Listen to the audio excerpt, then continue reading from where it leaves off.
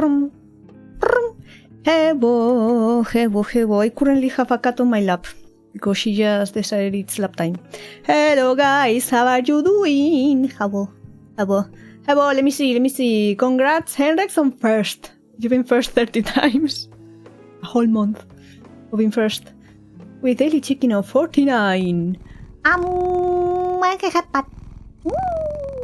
Hi, little Recon. Hello, cutie, QB. Hello, Sayu. Eto. Hello, Tsun. You shouldn't be in us anymore. And hello, Rain. Rainbow. My Rain. Are you able to run the 3 minutes ad break at the start? I only have the 1 minute option. Yes. Ow. Thank you, Pat. Mocha. Hello, Mocha. And hello, Squishy. Hello, people. Everyone wants to see the hot vampire today. Let me hem that and strange. Why? Ow. Why?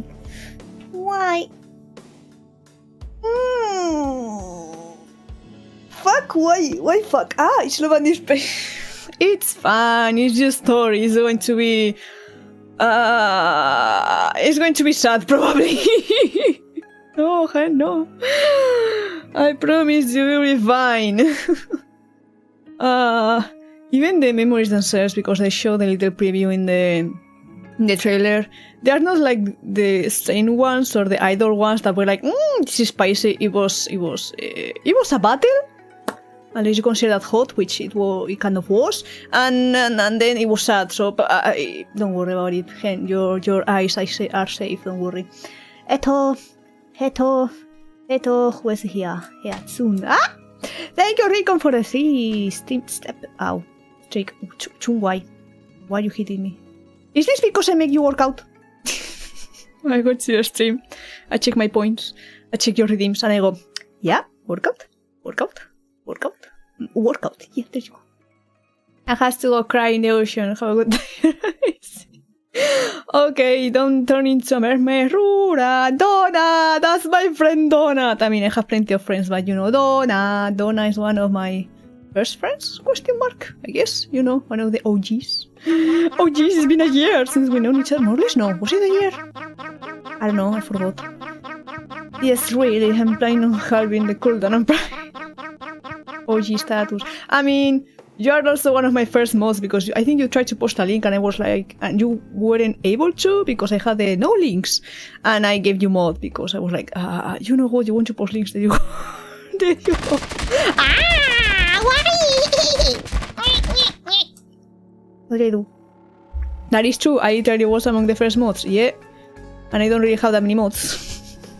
The latest one was Twitch Imp because they're a mod for so many channels and they shut out so many people. I went, you know what, do you want to be a mod on this channel as well? And they go, Gumball.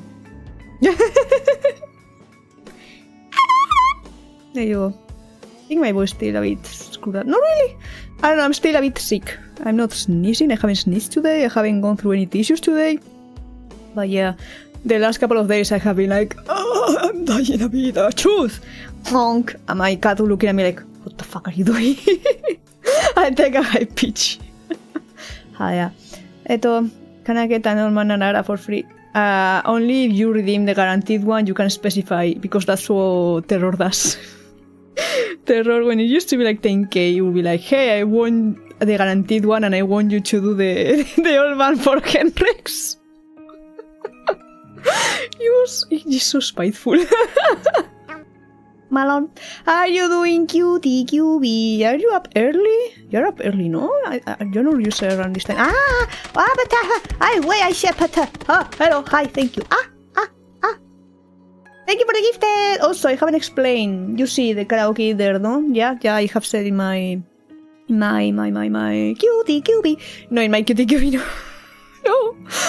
In my server, like, we can have more karaokes in the future and by people gifting gifts. So you don't have to gift during a karaoke for them to count for more songs. And because I fucked up the other day, because I was missing 2 songs because I counted, I had this many gifted. I counted the songs, were like, fuck, I'm missing 2. And Mocha gifted 1 off stream. So we started with 3. And now, thanks to Recon, thank you for the gift, we have 4. Once we reach 10, I will do another karaoke when I'm able. Once again, if you get 5, you can choose, or you can just gamble 5 songs. I forgot I could check in as well. Yes. So you can get at some point the notifications on screen. And how did it go? It went well. I sang for like 3 hours. It was fun. It was very fun. I hadn't sung in so long. I sang when I first started streaming, so there was like maybe a couple of people around. Then at my 6 months, and then I was like, yeah, maybe when I've been streaming for a year, and it was like, maybe when I hit 200, and it was like, maybe 3, because I kept getting nervous. But I think it went well, and I think I'm getting more comfortable singing in front of people and just vibing, so that's why I want to make them more often. Give them all the money. Got it, give you, wait, what? Got it, give you. Again, it's just one way of like give you something in turn. It's like, oh yeah, you give me something, I can provide something in turn, because otherwise it's like, no, why are you giving me money? I haven't done anything. It happened once. Someone gifted, I think it was 20 when I was collabing with other people, and it was like, why? I haven't done anything, and I couldn't scream because it was maybe like my 4th game or something. I was like, no, I haven't done anything. I don't deserve this. You gotta give 5 for each time you misgender them. Oh no, Mocha, no! I'm just asleep. I'm actually doing just fine asleep. True, Mocha didn't go to work yesterday, I think. Yeah. Was it yesterday or the day before? I don't know. Oh, the fuck. Rico! There is another. We're now at 5. Also, yeah, I got some widgets with sub goals with flowers because I want pretty things. So there was one on the main screen which was like a daffodil we have here, which is like the lily of the valley, and I have a few more depending on the screen. I mean, because I like when things match. I like when things are part of the environment, so it's like, oh yeah, it's there, but it's not like in your face. Yeah, thank you. What did you get? You got Tsungeru. Tsungeru can't complain about that anymore. Headbutt. Hurt me. But I'm already poor. This will make Minecraft, especially with the amount of times I do it to myself. Poor Tsu, no. I feel to sit there when people give subs and go, I have nothing to offer you. You have your joy and whimsy and your deep talks about so many things, Donut. It's always a joy having you in the background, saying so many things, very interesting things, and then throwing bananas at you. You should all follow Donut, they're fantastic. Also, you had to tell me when we can play Warhammer. I don't know shit, you know, we fumble because the one who knows is Aster. And I asked him, hey, Donut asked me to play, but I know you are the one who actually knows. Would you be interested? And he was like, I have plans, I'm unsure. I was like, okay, it's fine. I just wanted to ask before I asked Donut if Aster could be part of this thing. You know, hey, checking. Are you familiar with buy now, pay later? No, don't get into depth or something. That was brutal. Yeah, they hit me. Absolutely no. Thanks, Recon. Yeah. I wanna give, but I don't wanna belt you. Should I change it? It's just people usually like the violence. I don't know if I should change it or something. It's very funny when it happens. I get hit, but I don't get the notifications. So like, what the fuck happened? Why did I get hit? There's nothing. Face wrap instead. Oh my gosh, so many chats. Fuck! Donna likes to Smear, see? There we go. It's fine, I'm fine. I cannot finish the whimsy, exactly. And that's what you need, you know, that's what you need. You put so much effort into your overlays and the little events you do, like, you should follow them. Trust. I take the bounce around crazy style and get back to work. Have a good time. Yes, face wrap. Good luck at work. Not this weekend, but the next one. Yeah, not this weekend because I already have plans. Like literally on Saturday I have to go to my aunt's birthday, and on Sunday I do have a collab. Next one though I have currently free, fully free. So yeah, let me know so we can lock that down and I can write it in my little calendar so we can go, yeah, this day at this point, and I don't overbook somehow. So much talking. I don't usually talk this much. Oh no. I mean, it's great. I love it. I love talking. I love talking to people. Mwah. Not for you, Donald. I know you don't like the kisses, so that one isn't for you.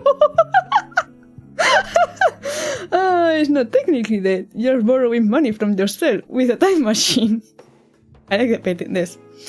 Ladies, it was brutal. Aftercare, Donald. So you just get pelted for no reason, basically. Yeah, people like to do that. I would love to have your energy as did of a graveyard shift and I'm a damn zombie. It's just, there's the thing. I'm not like super hyper. I have rarely, very rarely hyper days in which it's just yap, non-stop. It's crazy, it's crazy. Like even if there's nobody around, I just don't shut up. It's weird. But it's true that the more people I have around and the more I can chat with them, the sillier, the whimsy comes much easier. So it's like, oh, yeah, I get excited. I'm a cat, but I'm also part dog. So I see people and I go, these people, yes, look at them, these people, hell yeah. I love when people cry final for you when they smooch. Exactly. Who hasn't have ADHD at this point? Like, you follow a creator. Time passes. Months, years later. So I have ADHD. Another creator, the same thing. Another creator's like, I think there's a trend. I think people with ADHD end up getting into this field because it just fits us better, I guess. But yeah, Donut doesn't like the kisses. Even if they are by the homies. The homies, they get splash damage, which is also very funny. I don't know, it's very funny when another friend of mine and I start just making out on stream. And Donut is like, in front of my salad! And it's even funnier when it's not on their stream. So they can't really complain because like, Donut, you cannot tell us to stop smooching because this is not your place. But I've seen people stream tags, it's more common. And I thought, yeah. Yeah, I think in a way it's above. It's like people, I don't know what to yap about. Yeah, it's just when you have ADHD, you just link one thought to another, which could seem unrelated, but it's somehow related. From that thought comes to another thought, to another thought. Like when I started streaming, there was maybe one person around, maybe two. Sometimes I was streaming to nobody. I will do these like edit streams, which was like art, like painting over thumbnails and stuff. And I would jab by myself for 2 hours. Because I got a few topics in mind, and then I would just get reminded of other things and I would just jab, and nobody was around. I ended up just burning out of ideas, I guess, at some point. So I was like, hey guys, do you mind if I don't jab? And I just art because, yeah, when there's no chat, it's very hard to go on my own. It's hard. So, and they were like, oh yeah, cool. And I was like, oh, fantastic. And here we are. Pretty soon people who don't have ADHD will be considered engineers. I mean, that would be a dream. Outcasts. My friend hates having conversation with me sometimes because I bring out the most random shit out of nowhere. But that's the fun of it.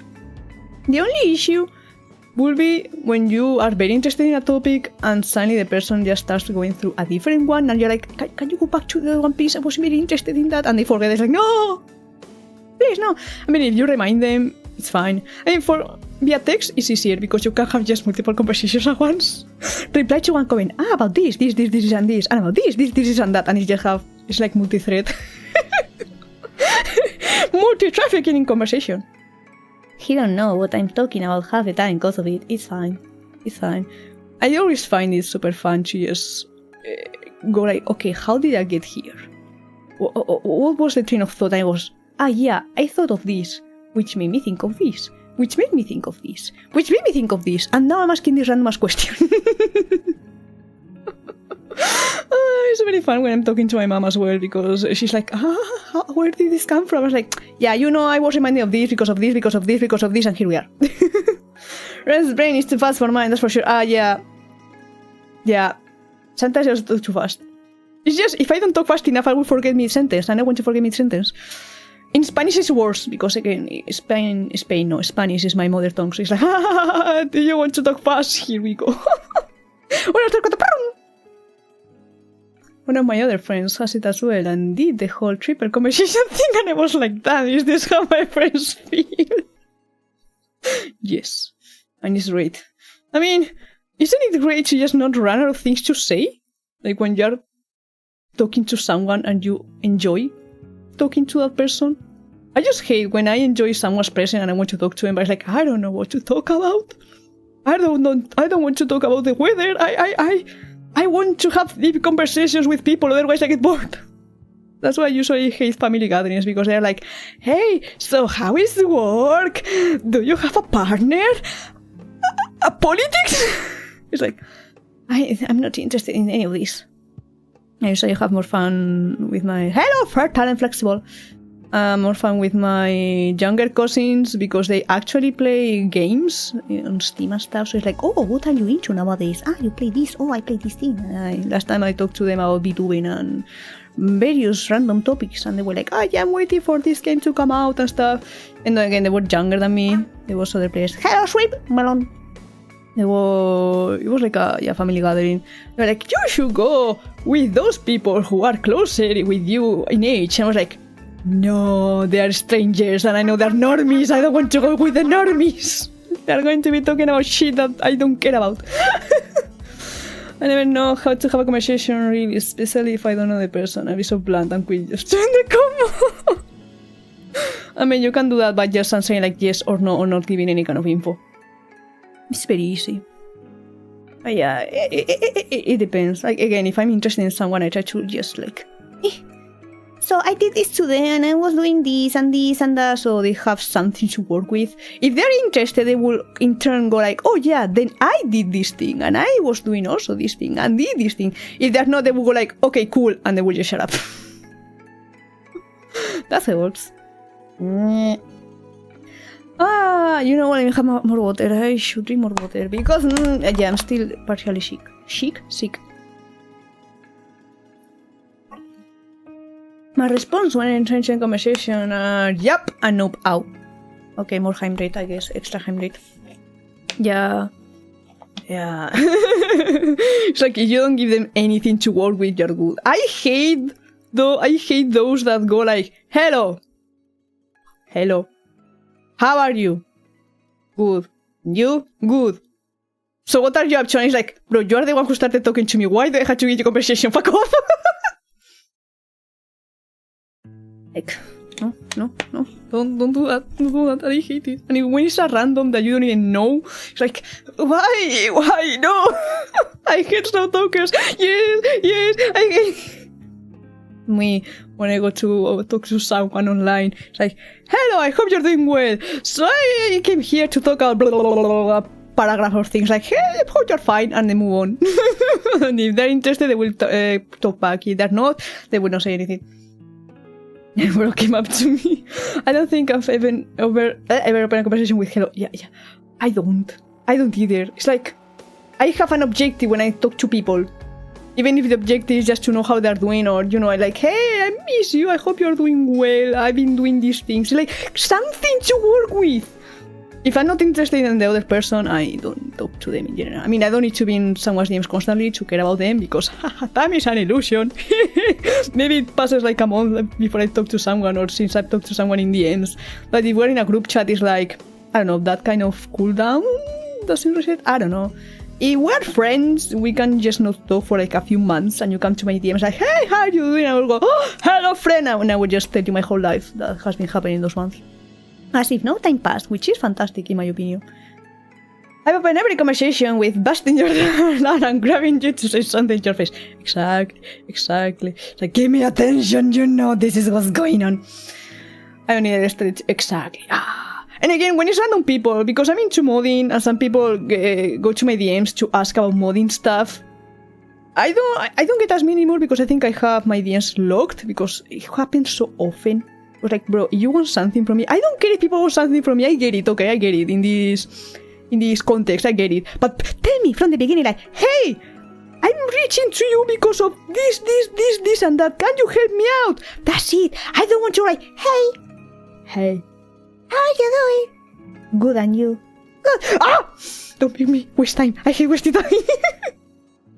I was eating and have phone calls. No, where the customer is a slow talking and you're just gonna bash my head because they pause mid-sentence and take a couple of seconds by saying, it's like people on YouTube, random videos that you're watching, and they talk so slow, I usually end up making the video like a higher speed. It's like, bro, I'm getting distracted with all these pauses in the middle. Just, can you talk a bit faster, please? Can you please?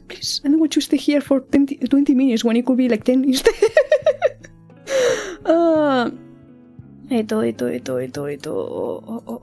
I see I'm getting the yes. Give me a second on my other account. They're like, hi, can you help me with something? Oh, No. yeah, I hate it. It's like, this is also why I prefer text. With a text, you have everything in one go. I mean, if they're actually saying everything in one go. But for audios, for voice messages, it's like, I have to pause what I have in the background. I have to probably raise the volume. And go like, okay, what are they saying? So I wanted to tell you this thing because of this, and then this. I was like, this could have been a text of 2 lines. Please. I hate it. Make me smile, yes. But then you deal with slow typers. I mean, I don't mind if they're typing slow as long as they type everything at once. It is anything in some message. I mean, hello Primrose on YouTube side. I do like a middle ground for the each thing in its own message. I send everything a single paragraph, but I cut it as if it was multiple messages because it just feels more natural. It's like, okay, this is like as if I send you 5 messages, but you're just getting one, so you don't get like ping constantly, even though everything is separated. So you can just see like my thought process in the moment. Yeah, but what if I bonk you? Fuck, I cannot bonk chat. That's so unfair. The same, but I get annoyed when I get a paragraph. I mean, it's not the same thing to have like a whole paragraph, like so many lines that you're like, what is bro talking about? And just like a few words. Again, as if it was multiple messages, but instead of saying multiple messages, to send one message with multiple paragraphs. Not really paragraphs, but you know, it's like a little package. Little package. But anyway, Raven, I don't think Raven is around. Raven asked me if she could join me while I went through the memory. I don't know if she will join at some point, you know, as to fangirl, so to speak. I don't know how we're going to buy fangirling, because again, you know, Love and Deepspace gets the reputation of haha, it's good in game for girls, I guess, even though there's males who also play it, and non-binary people, of course. Because when it comes to myth stories, they're sad. They just make you cry, and I have to cry before.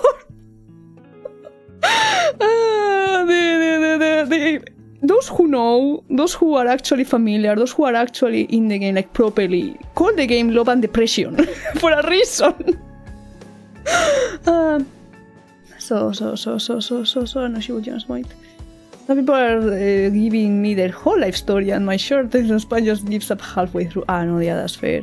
Again, if you're interested in the person, that's fine, but if you're not, it's like, why are you telling me this, bro? So oversharing, sometimes that happens. But yeah, I'm gonna go to... I mean, if anyone else with the role of B-Star, my server, wants to join and hang out while I read, because it's going to be mostly reading what it's not voiced, they're welcome to. I have to change this.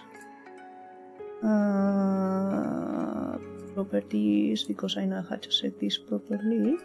Yeah. And we're going to the room, the phone room, the game room, the I'm blind room, the other room. There we go. And you can see the karaoke stuff down there as well. There we go. This is the game. I know because I'm using an emulator, it tends to lag in the scenes. Hello, this is Sylus, and I dressed him up with a past outfit and with the new hair, because long men with long hair are fantastic. On everything, I love this one customer call about a problem about her order, and she just goes, "Yes, I was born in a small mountain town like 40 years ago." And I was like, "Okay, I'm already done with you." Why? So you see, I have this problem, but it all comes back to this one thing that happened, and I need to go to therapy, but I don't have enough money for therapy, so let me bother you instead. And maybe I should work the graphics because I really like it. Please! Please. Please. Please, let me go back. I think the issue is also streaming, because streaming makes everything, yes. Hard. My PC goes brrr. I may need to close Brave just in case as a whole, and just deal with stuff through OBS, so it's less stuff. B. C. C, maybe. I just want to lower texture quality because texture quality is very important. Am I helping people? I don't want to hear what they had for breakfast this morning. Exactly! I get to the point so I can help you to the best of my ability. Let me change this. Let me close Brave as a whole. Oh, it's less resources because yeah, it's already consuming so much memory. Bye. Be better. Vale. I'm back with Sylus. We're about to get into that. I was yapping. So you didn't miss anything, you know? Good for you. Okay. Right on time, as I was going through stuff, doing the graphics. Here's the Sylus. At least it usually only lags with the scenes, not with the rest of the thing. But yeah, it's going to be reading time. I'll make you a deal. What deal? Right here, right now, you should just ask for 10 seconds to subscribe. I mean, do you want in Photo Studio where I can get closer or? I was taking some pictures yesterday because I was like, I cannot stream because I'm sick. I will just take pictures. So I can just zoom in if you're that interested. I can also change the outfit. No, wait. Why would I say no?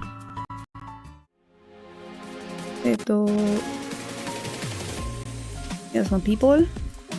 One person. I may need to restart the emulator, so maybe it would be a bit better. Clothes! Okay, you want the summer outfits so you can see them.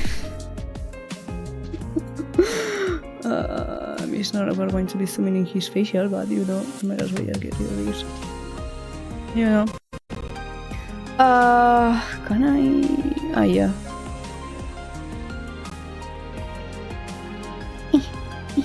Trying to zoom. I'm trying to zoom. Yeah, they have summer banner and so they have summer outfits, so yeah. If you don't have the what is it? The towel outfit, which I wasn't interested in, to be honest, that's why I didn't get it. Ah!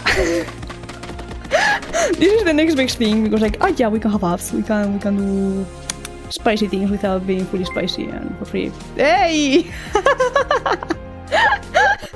Yay, thank you for the sub. Spray bottle. I mean, I did this for the people. Don't look at me. Don't look at me. Don't spray me. This is for the people.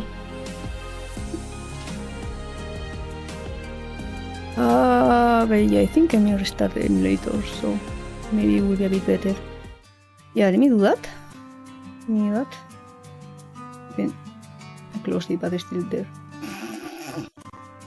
Momo player. Can you shut down? Yeah, for a moment. And Rain wants the pair.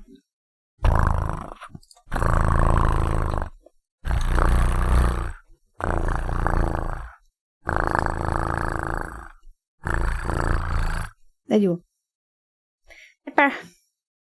I need to select the game. Yeah, those are my thingies. This. Maybe. At least for pictures I do like to use the bigger screen so I can have higher resolution than on my phone. Loading! Sylus can have it raw any position. There's an artist in Twitter Can I? There we go. That's making like a spicy comic. That's the scenes with MC during sexy times, and it's very fun, to be honest. Like, oh yeah, it's spicy, but they also have like silliness in the middle, so it feels very natural. Very mindful, very demure, even though Twitter is like, hey, you haven't verified your age, so you can see this. Like, I have my pins. I can just copy the link and paste it on Discord and write the VX Twitter thing, and I can see it without being logged in. It's fine. It's fine. Everyone is climbing. Hello, Luca! 49 times. Hydrate. Okay, thank you. I need to hydrate. Hydrate. I'm streamed. Headbutt. That's me. Keyblade! One day I will make it so when nothing plays, my Keyblade actually pops up. And it will be like, Keyblade appears, disappears. Like I am scared. No way for it to load. I'm going to have two cuts. Are they new? Do I have the... I don't think I have the cuts in here. So we can have little cat come on the side. Let me go grab it. Let me grab it. Keyblade. So we can have... Where the fuck is it? Cat cam. There we go. Because I have one cat currently in view, so we could have... Yeah, found the redeems. Can this load, please? Please. I restarted you so you will actually work. Can you not be stupid, please? Oh, sorry, me? Those intro fighters. Those are not in the intro anymore. So that's one less thing to worry about. Okay. Load while I continue setting stuff up. Paste. And we can have cat cam. So you get bored of Hotmail, you can have cat cam. Hello.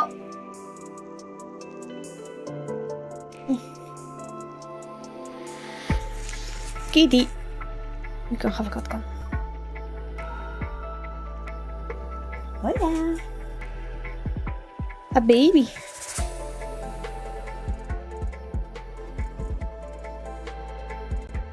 This is the one that likes to jump on my freaking door. Then onto the bed. Yeah. A baby. In a Kingdom Hearts blanket.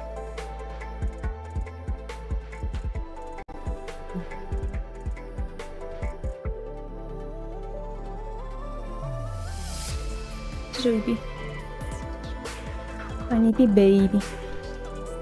Baby of the Eebies.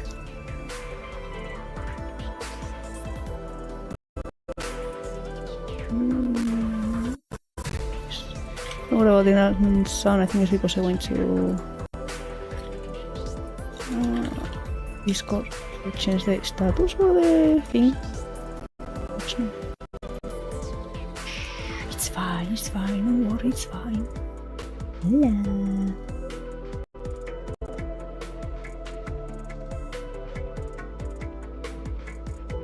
There we go. Come on. Date. Calling for you.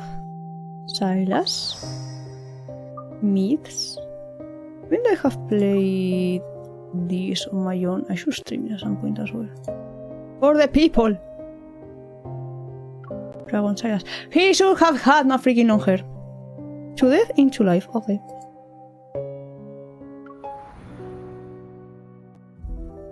In some spirit. There we go. And we start. So just get cozy, relax, and it's going to be out of reading.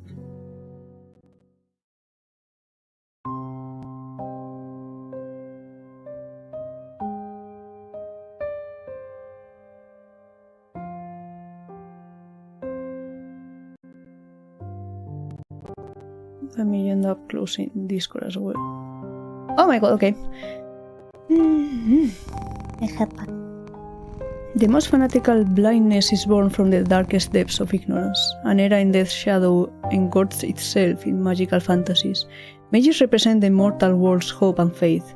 Fiends render in verse whisper their way through the aristocrats' banquets. Masses worship magic's radiance, and mages yearn for the sacred core's mercy. In a world in imminent decay, entering the sacred core is the only method one can use to right fate. This is the only path. Doomsday's Realization, Chapter 1. Oh yeah, close.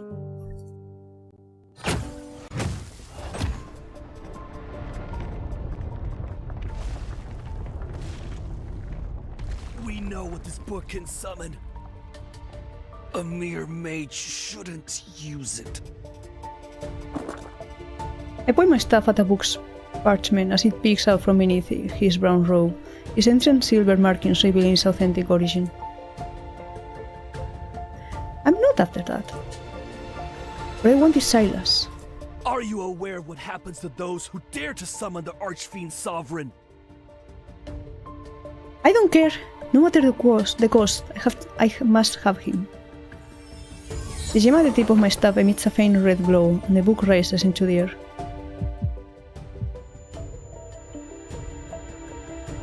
Excruciating pain akin to flesh being torn apart devours every part of my being. My curse is revealing itself once more. Must it happen now? The fair mage notices the falter in my step. A magical glyph appears under his palm, and a creature made from soul fire leaps forth. Fiendish flames! Curse mine enemies! Burn their spirit and bones! The creature spews out black flames, and thick serpentine smoke slithers towards me. I summon a defensive glyph under my feet. However, the pain slows me, and the burning claws tear into my shoulder. Incinerate their body and obliterate their essence! He conceals himself in the thick smoke and attacks with his familiar. The black flames engulf me. Who are you? The crystals rise from the glyph and pierce the creature. They also impale the fire mage's limbs. I emerge from the black flames, the blood from my shoulder dripping onto the scorched hem of my clothes. A body that cannot die! A monster such as yourself wishes to summon a fiend to enter the sacred core! Stay silent, merely pointing my staff at the book he holds. The blood-stained tome flies into my hand. You're already immortal! Why would you rewrite your fate?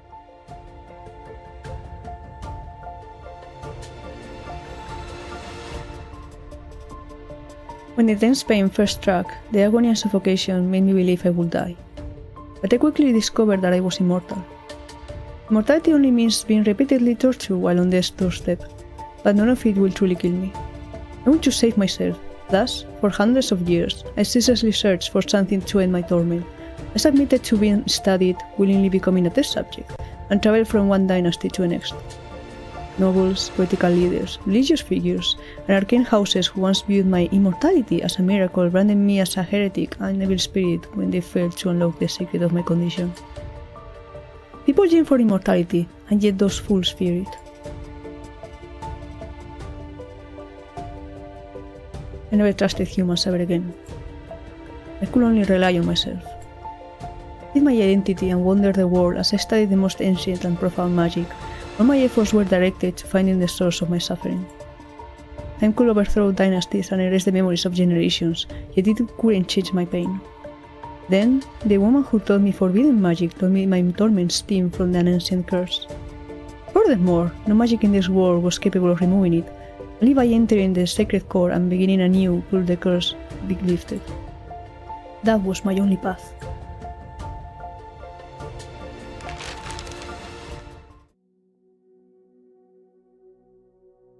I exit the tower, the blood-red twilight illuminating the worn text on the parchment, the Fallen's Pact. Akin to a shadow that's always present, the searing pain tears through my body. This course is beyond my memories, and yet, at this very moment, I sense a strange lightness. I've lost count of how long it's been and how many mages I confronted for this tome. For immortal, time and memory are destined to fade. Sylus. I turn the tattered pages with my blood-stained fingertips, and dark ink rises. That name seems to awaken from its slumber.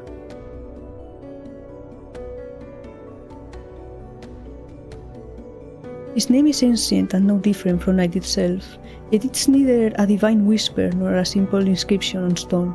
Depraved, he descended into seven shadows. In that realm, light has never bowed its head. A lonely city stands as his coffin, and only the purest of blood serves as his sustenance. To summon an underworld's fiend, the ritual's glyphs must use blood as his chain. Blood the spiral and connect the shadows. Those who bind him will inevitably be bound themselves.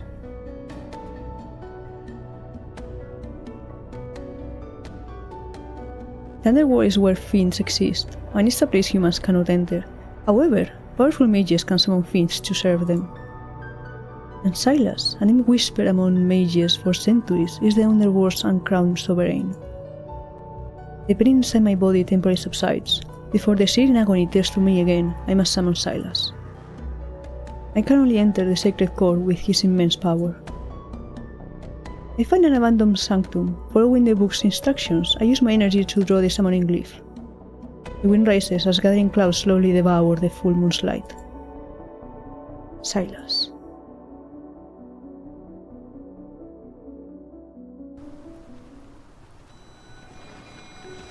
And it's going to be laggy as hell for some reason. Sad. There's girly things. You just have to summon your man with a magic circle using your blood.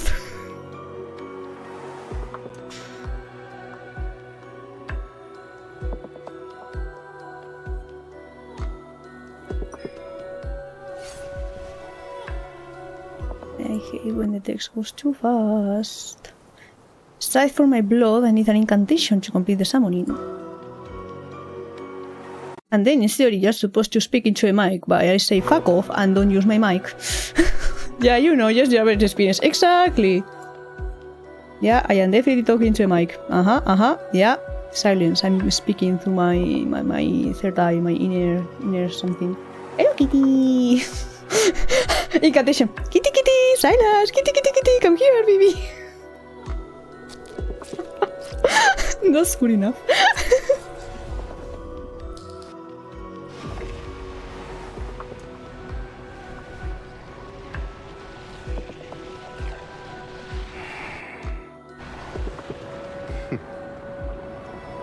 You used your blood as bait.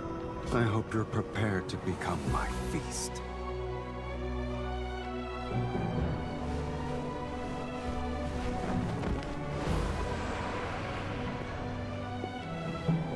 However, answering these summons, it's a first for me. You're the one who awakened me.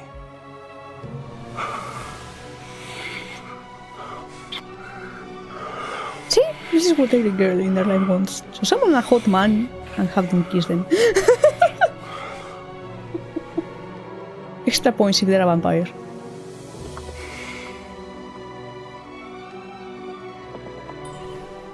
He actually wants to drain me of all my blood. Shall I give you a chance to resist?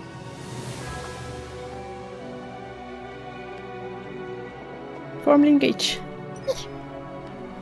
Once this linkage is formed between us, you're mine.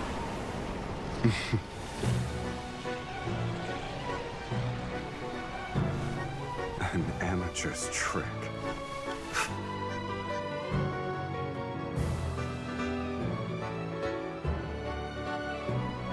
This is how you should do it. Get you a man who slams you into a wall. After kissing you. And then you fight together. You know, this is what we want. This is what the people want. An immortal. I mean, see? See? Who needs a prince? Who needs to be a damsel in distress? No. We want to fight. And then make out. Some people will be into the world slamming part. That is correct. That is correct. That is also correct. But this ends now.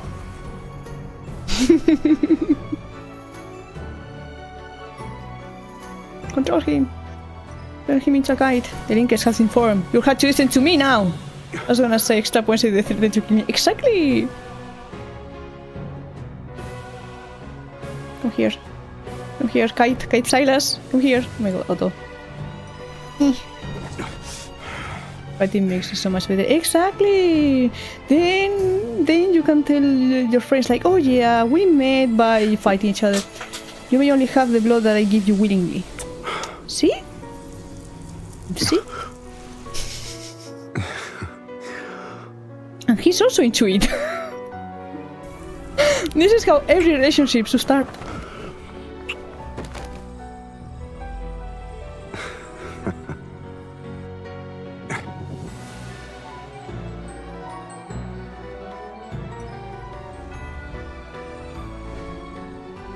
I'm the victor here.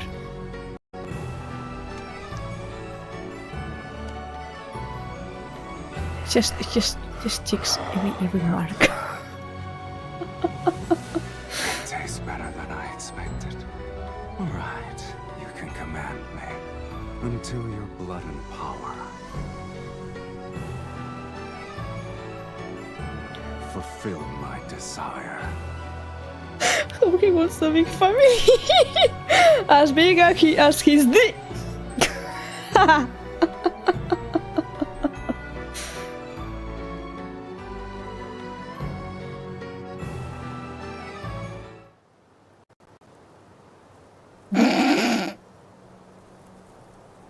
Look at him, he's so pretty.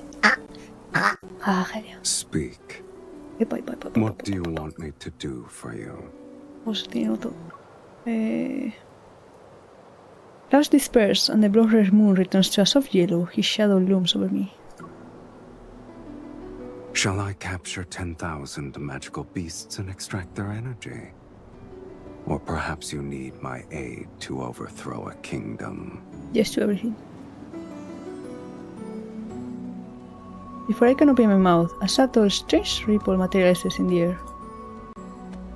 Where would you find me? This place is so desolate that even ghosts would avoid it. But it seems you have visitors.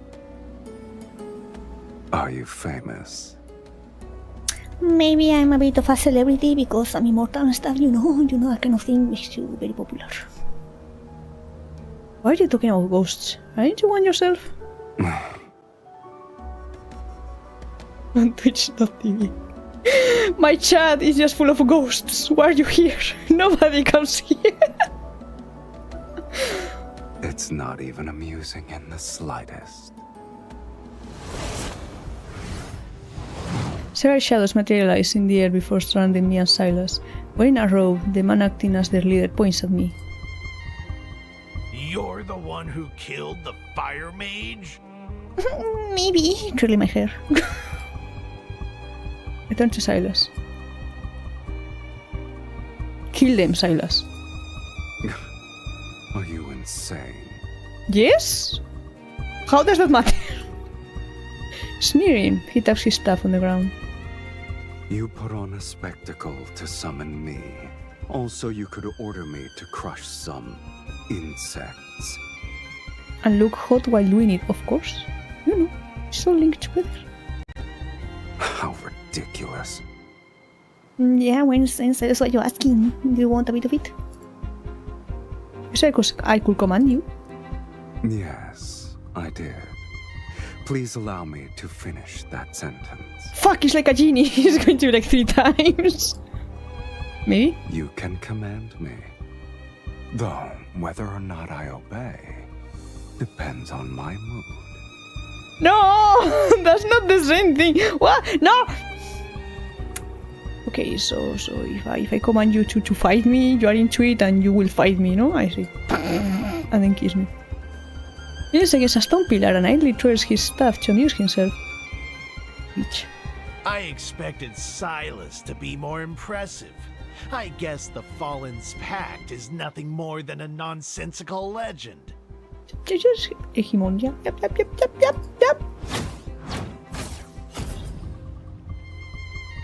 Flames erupt from the attacker's sleeve and transform into dozens of serpentine whips that lash out. Sylus, you're making me look like a poorly executed joke. And hence you're also another one. The summoner determines one's reputation. You are nothing but a nameless mage. Yeah. You know the saying then? That a person uses reveals their taste, ability and status. The linkage materializes on my wrist as I pull Sylus' arm.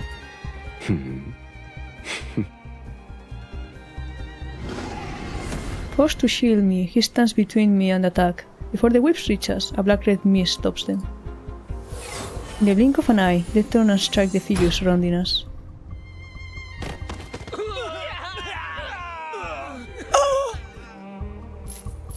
This makes the linkage and the rest of my slaves in Sylus' direction. It doesn't matter if I'm a renowned mage or not, you're Sylus. Since I'm your summoner, you should be the one to validate my reputation. Your logic is sound. Clever, even. It's like having a pet with a high pedigree. It's like, oh yeah, maybe I'm trash, but I have this little thing, so I'm better than you. The stars have shifted, and the most powerful mages across Philos have gathered in Velmir. They're waiting for the sacred core to manifest. Accompanied by a fiend, you shall be a target everyone will fight against. Also, I love how in every story with Sylus, like the previous one with the dragon, we also start as enemies, like MCs trying to kill Sylus. And then they fall in love. You know, it's just enemies to lovers, part 2. And you still hope to enter the sacred core to rewrite fate? Your dreams are...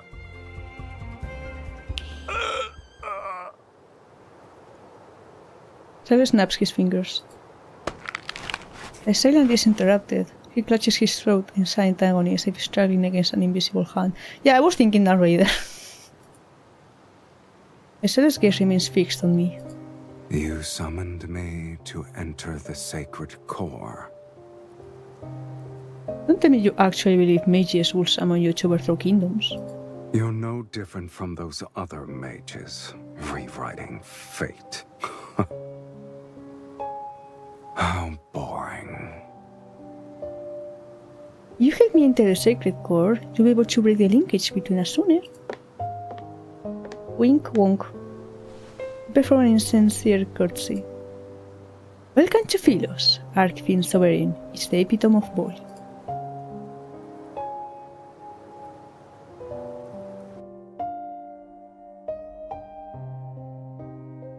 And this was the first part.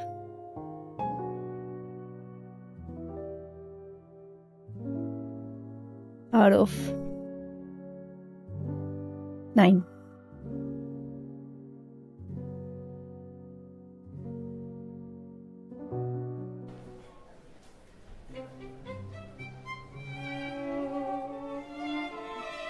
We're still some distance away from Belmore. I'm impatient, but this thing is unhurried.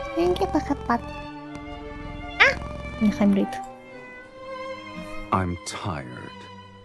I need to rest. I kicked your butt earlier and you're tired.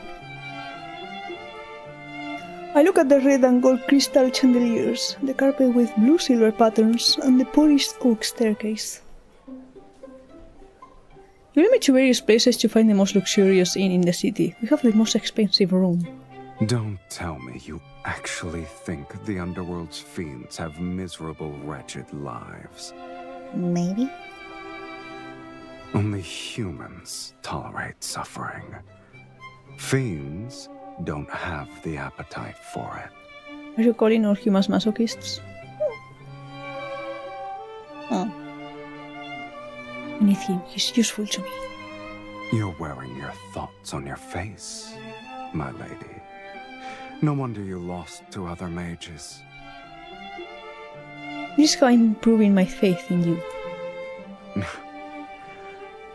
Then I hope you'll treat me well. I can give you headpats, I can give you snacks. I don't know if I can give you uppies, but... That's the same thing, no? Sylus turns to look at the attendant by the door. Bring us your most expensive wines and dishes. All of them. Yes, sir. We're going to have a banquet on our own room. The enormous table is filled with exquisite dishes, separated by the dazzling array of silver platters and candelabras. Sylus and I sit at opposite ends. I viciously hack at the stick of my plate while staring at him from across the table. He swirls his wine glass. Books say fiends feed on blood. I didn't expect your appetite to be enormous and diverse. Your tomes are correct about the blood part. Then why did you order so much food? I have to make it special. This is our first dinner. Here's his wine glass in a toast. To you, Miss Mage. And to our last dinner. Wait, what? Huh? The crimson wine moistens his lips. It gleams like fresh blood in the candlelight. Is there a reason to give up? I told you, to command me you need sufficient power and desires to satisfy my appetite. Your power and talent exceed those of ordinary humans, yet your desire is as banal as the other mages. Crimson light flashes across his right eye, and he narrows his eyes and hides his gleaming pupils beneath the shadows of his eyelashes. The desire to enter the sacred core can't even provide a modicum to satisfy me. The underworld has plenty of fiends you could summon. I've defeated those weaklings, but they're sufficient for dealing with mages. But you don't understand, I need a hot man besides me, and I don't think those will cut it. No, I need you. I need to look good while getting into the thing. Shall I create a list for you? I pulled the knife from my steak and pointed at Sylus. You only took one sip, and yet your words are akin to a drunkard's. You need me to use our linkage to pull you here so I can kiss you again? You might become sober. Bro, kissing someone so badly they become sober.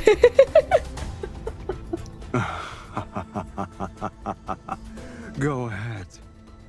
Let us see who's the hooligan here. We're constantly fighting. Not a day has passed, I think. The linkage on my wrist flies across the table along with the knife I throw. Sylus tilts his head, the knife grazes his hair before it's embedded in the chair behind him. Black-red mist emerges between his palms. Traveling along our linkage, it spreads and approaches me. I concentrate my energy and pull, yet the black-red mist drags me across the table toward him.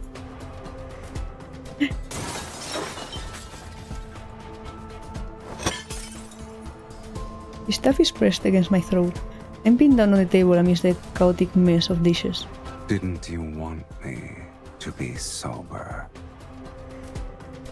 One kiss isn't enough. I grab a wine bottle from the table and swing it at him, but he swiftly blocks it. Only one spills out. He's just... I cannot get over the fact we're just fighting.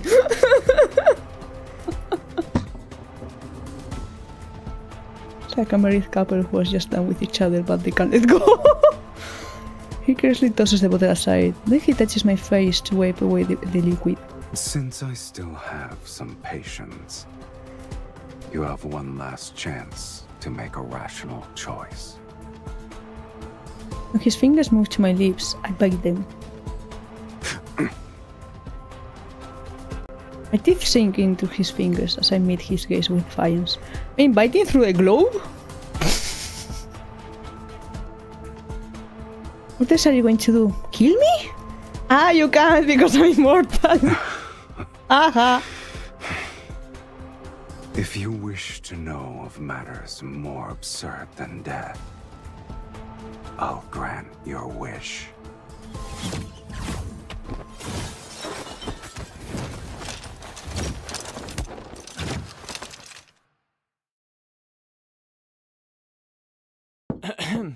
Sir, miss, it's getting late.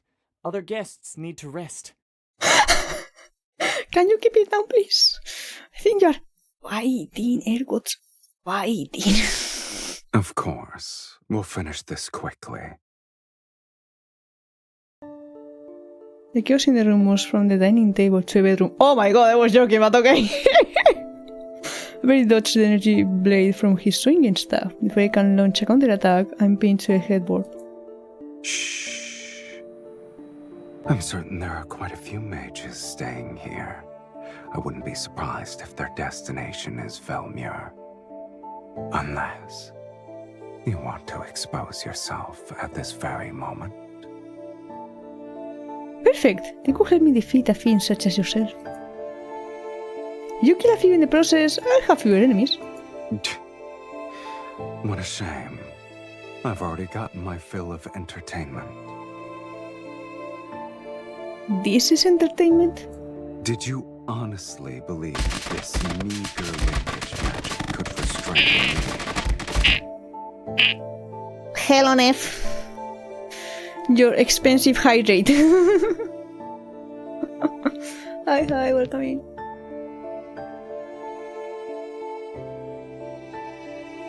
How is it not entertainment, dear? I don't know. Are you not entertained? We're constantly fighting. Are we not entertained? How you doing? I wonder why you didn't think about the fate of that tome's author. Were you too old and died?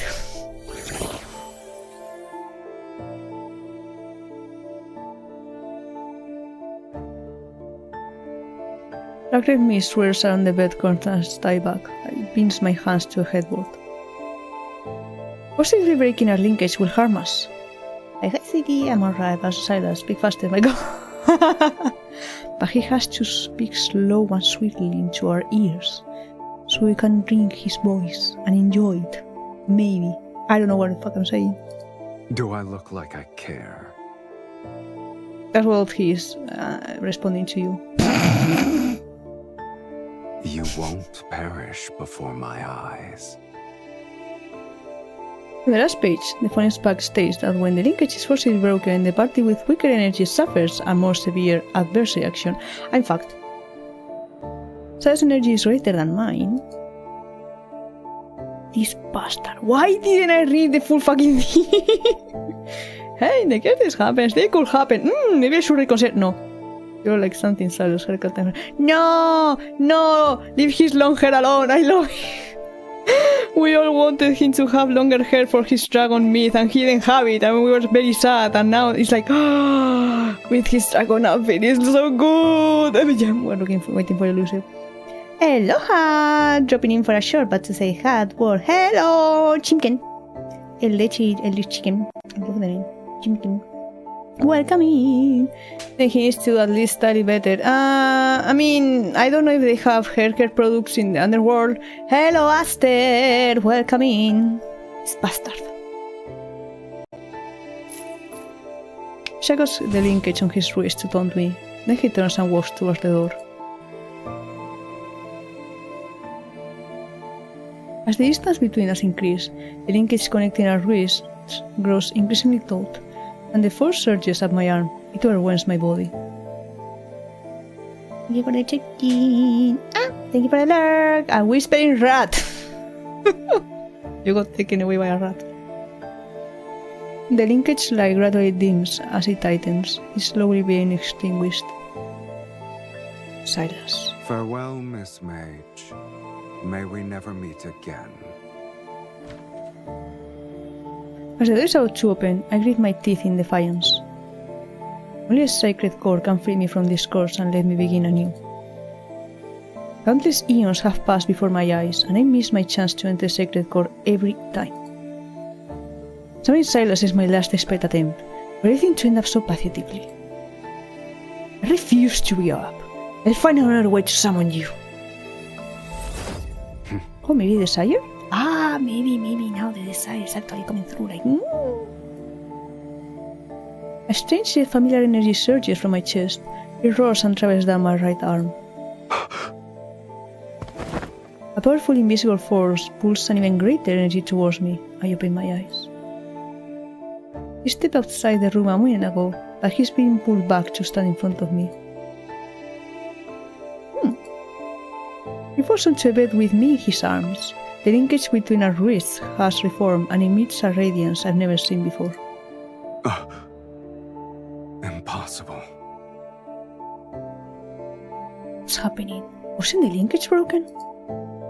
Before I can process these events, Sylus' other hand is already at my throat. See? It's not a normal connection. Where did you learn this forbidden spell? He's behaving differently from the words described in the book. Never mind, I just bluff him for now. Put on a mysterious, knowing smile and look into his eyes, anger and curiosity flicker in his gaze. I'm not an ordinary mage. After all, I've been graced with immortality. I didn't expect to see you again so soon, asked VTuberEN. Isn't this more absurd than death?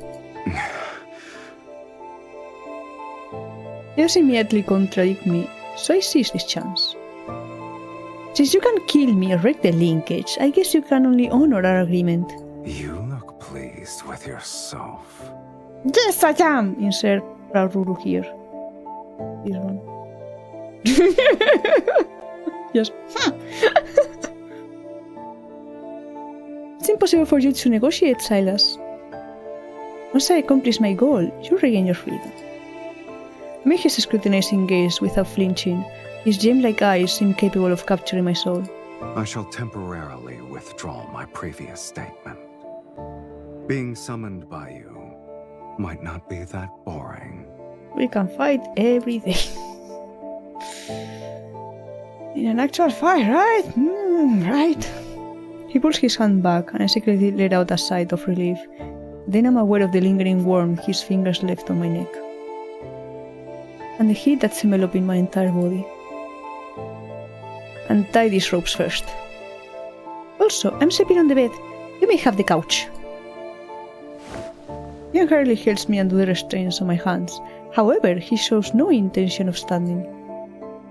I'm hungry. You ordered all those dishes earlier. Only then do I realize that he needs blood.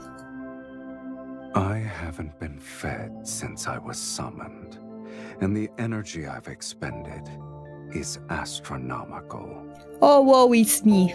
I planned to go out to feed. Alas, I can't leave. Oh no, where can you feed? The strings are gone, and his warm hand remains where it is. His thumb caresses the inside of my wrist. I doubt you want to command a weakened fiend. He's manipulative. It's already midnight. Letting him feast outside will attract the attention of other mages at the inn. Of course, he knows my concerns. He's simply negotiating. I'll respect your decision, Miss Mage. I take a deep breath and offer him my wrist. Hurry up and drink. I need to rest. Just so you're aware, I like the taste of your blood. Fingertips brush over my veins, and the flickering candlelight sharp fangs pierce my skin. They are neither brutal nor gentle. The scent of love fills the air, and I watch him. His eyelashes like tremble, and his Adam's apple bobs. A crimson hue stains his lips.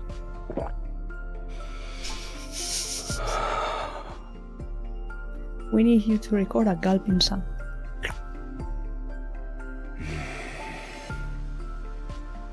It's been so long since I've tasted blood that satisfied me this much.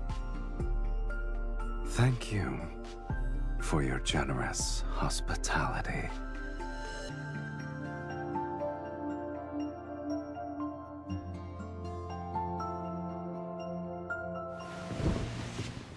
After his meal, Sylus lies down on the sofa. He had his fill. The night is quiet. Moonlight pours in through the gaps between the curtains and shines on my wounded wrist.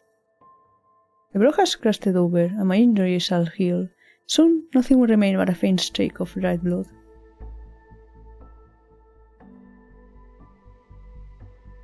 This is the immortal body everyone yearns for. And Silo helps me enter the sacred core to regret my fate. I become an ordinary human, one that dies and after the blood is drunk. In this era, death often descends without warning. Age, health, wealth, status, nothing can stop death's sudden arrival. It's a world living in the shadow. Yet I wish to exchange my endless torment that has lasted hundreds of years for death's inevitability. I'm an anomaly in this world, in body and soul.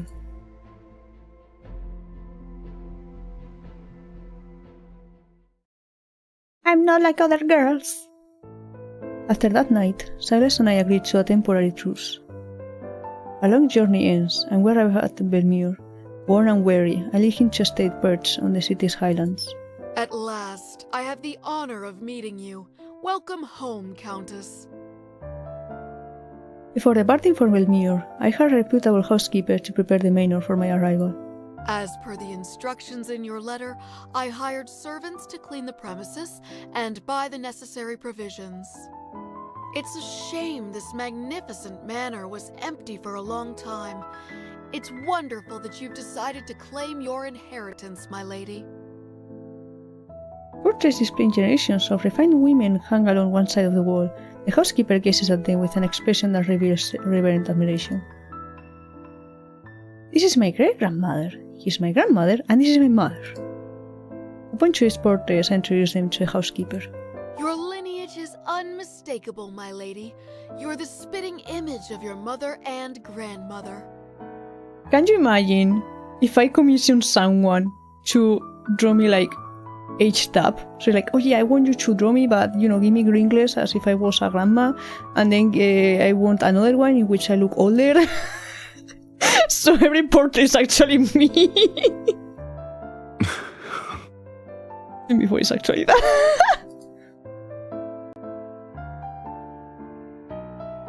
Copy paste. Sylus, who's been standing behind me, lets out a soft chuckle. He kneels down to whisper into my ear. You're pretending to be your entire lineage by yourself? You've outdone yourself. I have reproduced asexually and made copies of myself. That's how I've become immortal. I resist the urge to turn around and glare at him. Instead, I maintain the proper decorum that's expected of nobility. Please forgive my negligence. May I ask who this gentleman is? He's my fian. I'm her husband. Yes, we're married. You may address me as Count Cyrus. My apologies, my lady. You didn't mention your marriage in your letter. I thought... We're moving on fast. Okay, so to get a man, first you summon him with blood, with a blood pact, then you fight him, then you kiss him, then you fight him some more, then you kiss him again, then you let him drink your blood, and then you're married. That's it. I hope you follow those instructions so you can get a pretty man soon for yourselves. And it may work on women as well. Or any person in general. I shall prepare the necessities for the Count at once.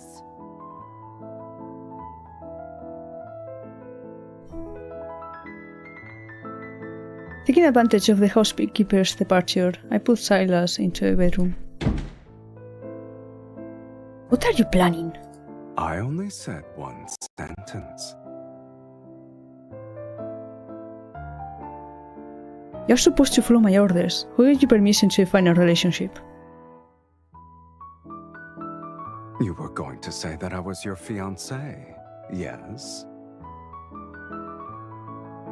He raises his staff to point at the bedroom door. Then he leaves his left wrist. What sort of noblewoman allows her fiancé to stay in her bedroom from sunrise to moonset? Velmir won't stop speaking of your name before sundown. But if that's what you want, then it's not too late to change our story. I think give me age late. Follow this easy guide to make anyone fall in love with you. Exactly, Donna gets it. I've been traveling for so long I almost forgot the etiquette established by Philosian nobility. Have you decided? Should I be your fiancé or your husband? Both. It matters not.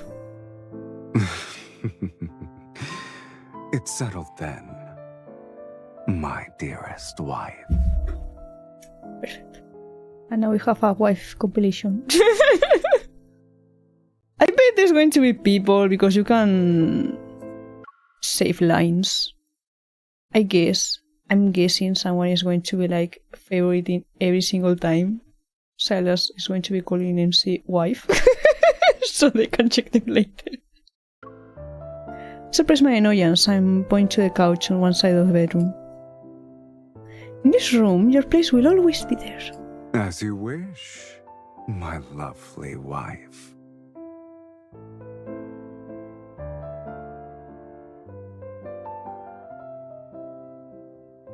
See, we got married by the second part.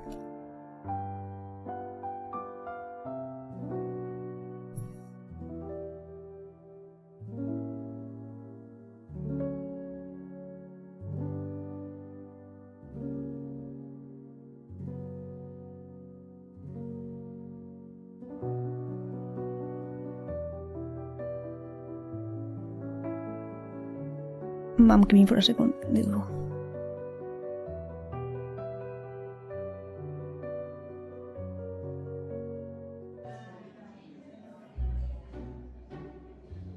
Do you like this? Yeah, that's nice. Yeah? Okay. The next item in our collection has been salvaged from shipwreck relics.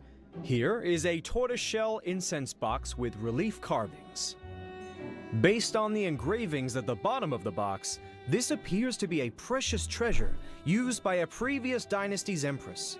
Remarkably, it still retains traces of its original fragrance. Ladies and gentlemen, which one of you would like to acquire this? The starting price is 8,000 silver. Please place your bids.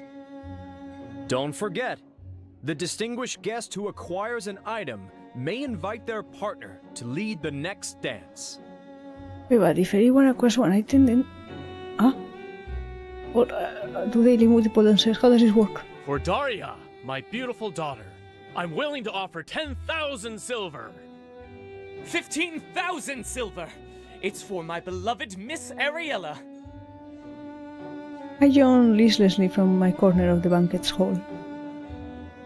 When will they reveal the fragment of Night's Whispers? I didn't expect there to be this many mages present at a ball. We all have the same goal. Heck. Of course. The nobles only consider Night's Whispers to be a poetry collection left behind by Sir Saren. They forgot that he was the greatest archmage in Phyllis's history. He was the last one who... Shh! Lower your voice. Mages are already competitive enough as it is. We don't need nobles to increase the price because of their obsession with being refined, cultured individuals. Close my door 1 second.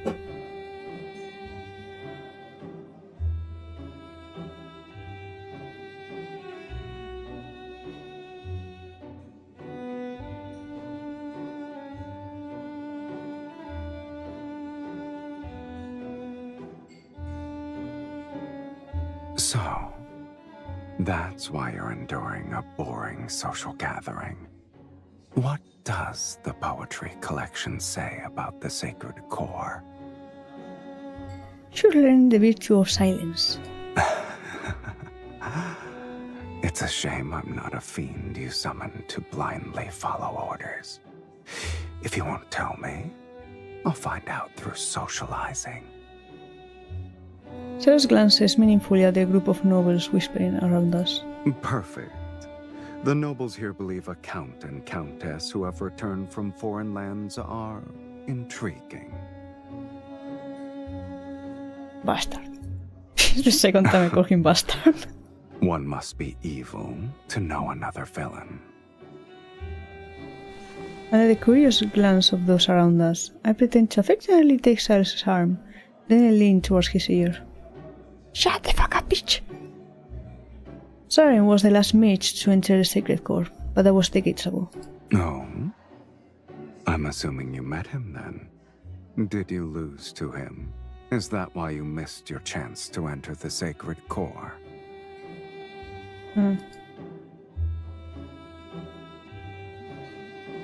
Flashback? Oh, no. Inherently caressing my cheek, he savors my silence. I guess the mages believe he wrote a prophecy that tells of the Sacred Core's next appearance. This arrogant fiend must have an exceptionally brilliant mind. Your goals are all so banal. But my curiosity is piqued, I admit. How do you plan to outbid these mages? I think I'm going to be using his money. I mean, he was able to afford so much food and expensive inn and stuff. Like, you have the money, you can probably pay for it. I know repeatedly bidding against them will raise suspicion. I'm not that foolish. Besides, who says I have to bid? I see. I've underestimated your intelligence, Countess. I will just steal it later, probably.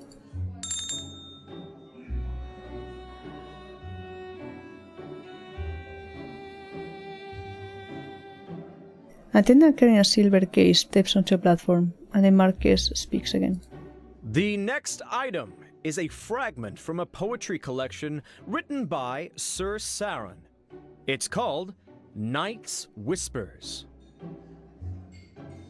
The nobles show little interest, which makes it easy to identify the mages as they reveal eager gazes. He was more famous as a mage. Several of his poems circulated in a royal court. It's my chance. Holding a wine glass, I stand up with my back to a crowd, a slight test of movement on my fingers. The barely perceptible traces of a spell form a tiny glyph in the air. The starting price is 1,000 silver. Please place your bids. In a spot that no one has bothered to glance in, an invisible rift appears. It leads directly to a silver case. 5,000 silver. Am I legit just stealing it like with a portal? 10,000 silver. I am willing to offer 20,000 silver! I channel my energy into a folded space woven by the glyph, and ready to silently extract the poetry collection. I wonder which poor soul will end up paying for this empty case. Poor unfortunate souls. Just as the text is about to pass through the rift, the spatial boundary suddenly falters. Huh? This is my spell? Is someone tracing my magics? I hold my breath and add a barrier to leave so I can accelerate the flow of energy. If I can complete the transfer before they track me. The rhythmic chorus of competing beats comes to an abrupt halt. Suspicious gazes discreetly fall. Some are directed at me while others observe the subtle ripples in the air. I didn't expect so many to have a great interest in a poetry collection. The latest bid was 60,000 silver. Would anyone like to place a higher bid?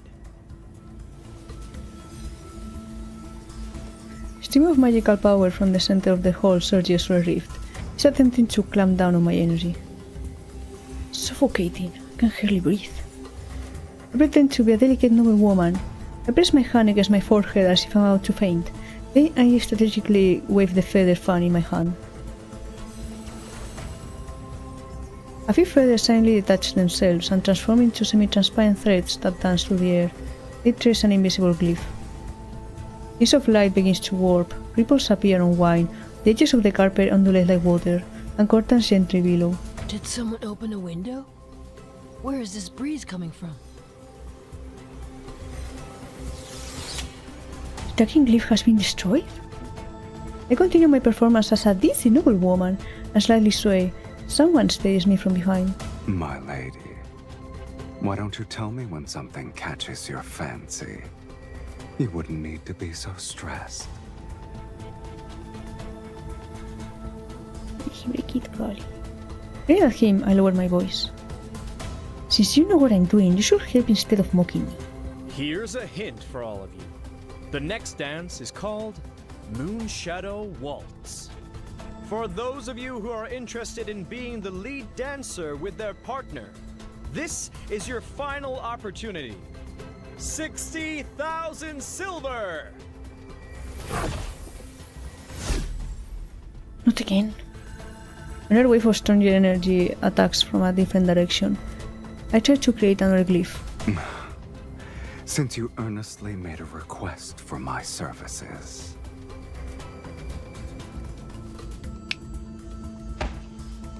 Sylus snaps his fingers behind me. On one side of the banquet hall, an elderly man suddenly collapses. Oh my god. Sir, Sylus, no! what's wrong? What's happening? Oh, maybe that was the one who was messing with my spell? I shall abide by your wishes. We're causing trouble. Do we need to draw more attention? You asked for my assistance, yet you're unhappy with my methods. I didn't kill him. That's already being discreet. He only passed out, it's fine. He won't bonk his head against the floor and actually fully die because he's an old man, and that could happen. But it won't be me. No, it wasn't me.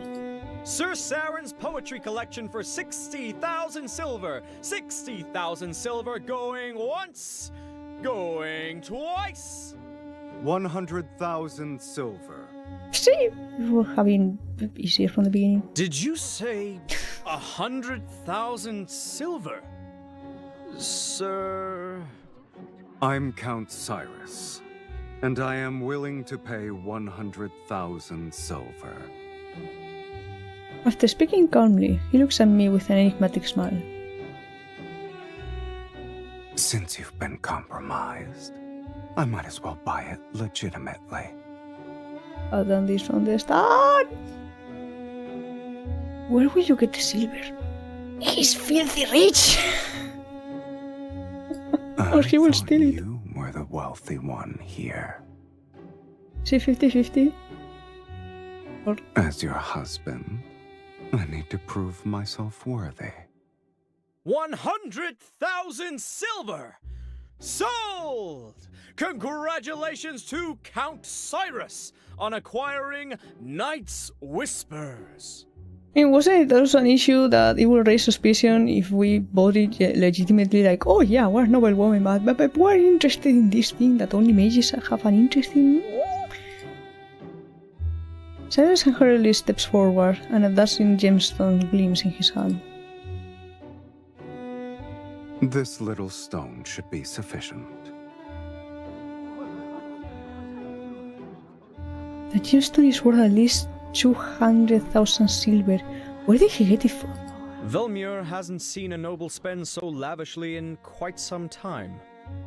I heard only mages have an interest in this poetry collection. Could you be one as well? I'm sorry.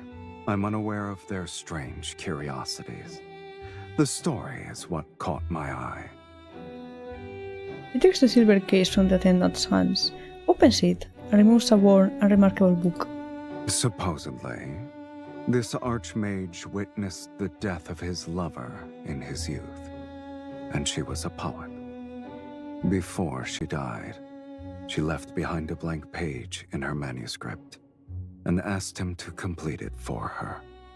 Thus, on that same night every year, he used forbidden magic to send a newly written page of poetry to his lover, until they formed a complete collection. These pages are his lover's epitaph.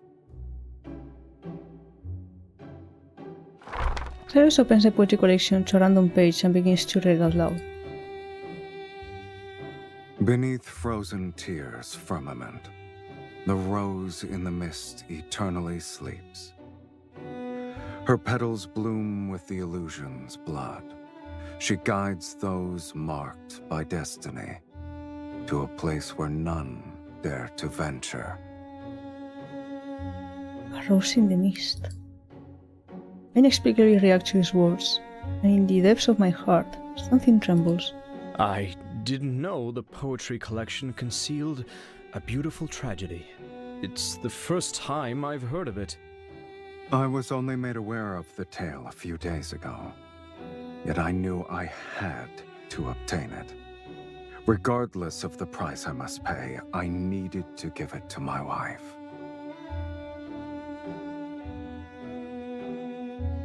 In the room, all eyes are on us. Hands the old book to me. My lady, we have only tasted the beginning of marriage's joys. However, my commitment to spend my lifetime with you surpasses life itself.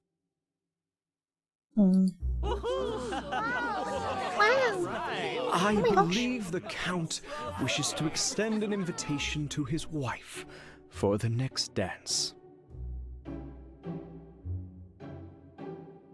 And we dance in the air now. There will be a My dearest more... wife, would you be so kind as to dance with me?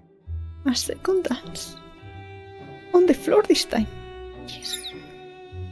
Everyone is watching our every move. I have no choice but to put on a blissful smile and place my hands in his.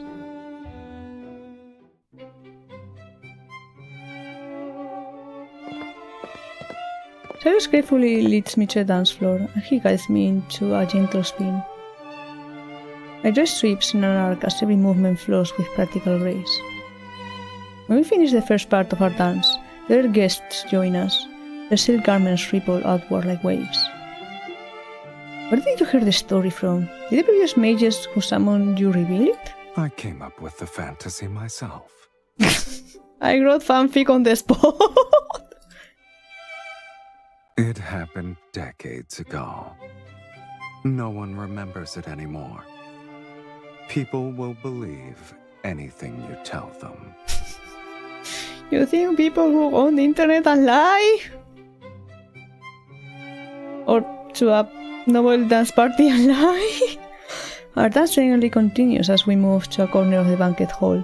A decorative mirror with a golden frame catches my eye. He holds me with one arm as I follow his lead. I lean back and turn my head. I've started to see only myself in the mirror. Oh, it's full vampire! My dress twirls and I raise my arms. I feel his grip on my waist, yet the mirror only shows me dancing alone. Mirrors in this world cannot reflect beings from the underworld. Isn't that kind of dangerous? Won't people notice?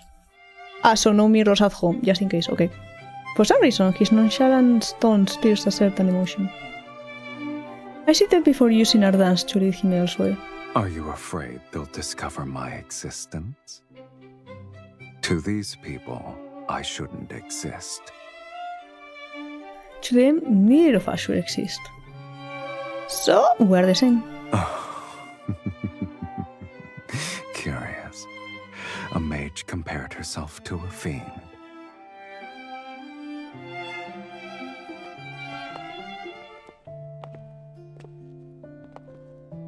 Our dance concludes. Since today's objective has been achieved, I take Sylus' arm and make an excuse to leave the ballroom. Still perplexed. If that person didn't trace my spell in the beginning, none of the other mages would have noticed me. The ripple was quick and precise. I have no idea how they managed to detect me. As I speak, I'm recreating the scene in my mind. The first ripple didn't spread from where the mages were gathered. It was within 3 meters of me. My heart almost jumps out of my chest as I look at him. Was it you?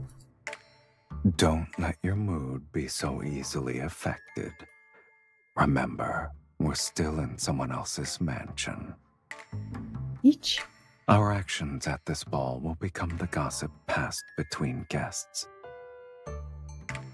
Is fighting your husband who gave you a precious item a wise choice? Oh, that deep bitch. I grit my teeth before forcing myself to smile for Marquess Swain as he comes to bid us farewell.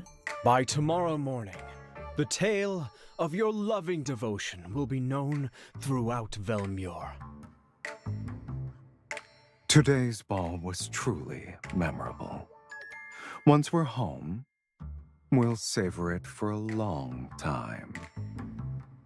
Wouldn't you agree, my beloved? Yes, definitely.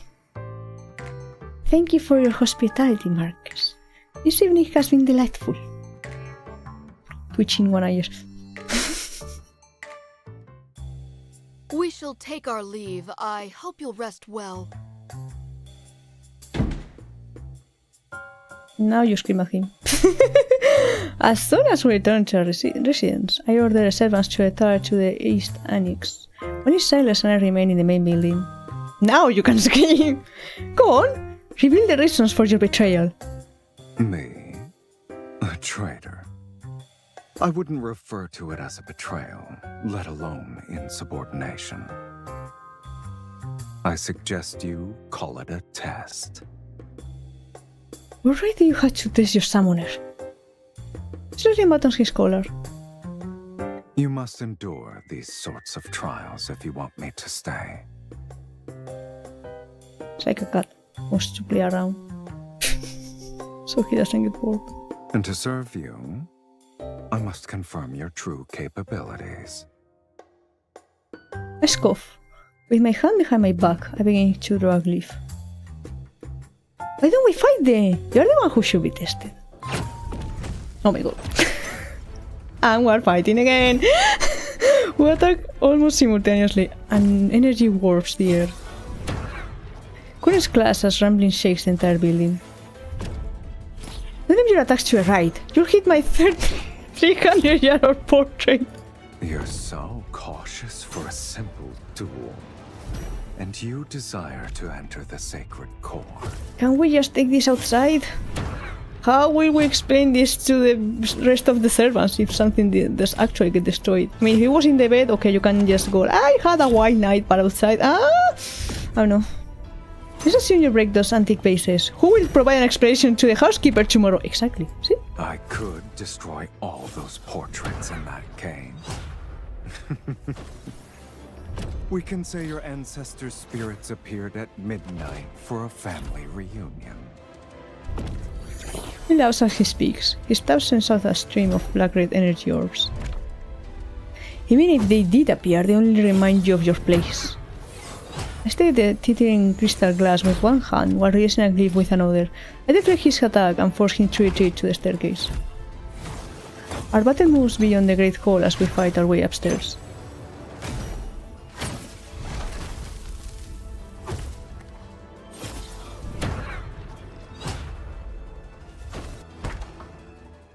When the door to the bedroom is kicked open, we're already disabled. Our battle has drained our energy. And now he needs to feed, probably. Having used too many spells, I sit on the edge of the bed to catch my breath. Sylus rests on the carpet and tilts his head. Neither of us are dead. I suppose we'll continue this at another time. I don't respond, collapsing into the bed as drowsiness overtakes me. But he stands up and pokes my shoulder repeatedly. Me food, me food. I'm hungry, me food. Let me drink from you. I knew it. Fucking cat! He's a freaking cat. I don't even have the strength to glare at him. I roll over instead. Leave me. As Sylus lies down next to me on the bed, he leisurely spreads out his limbs. You're not allowed to be here! Cat! Down! I turn and try to kick him off, but he lies there with his eyes closed. He refuses to budge. I can't drink blood and the couch isn't comfortable. You either let me dine or allow me to rest well tonight. Bastard! 3 times. Furious, I gnash my teeth. I'm too exhausted to keep fighting. All I can do is turn and bury my face in the pillow.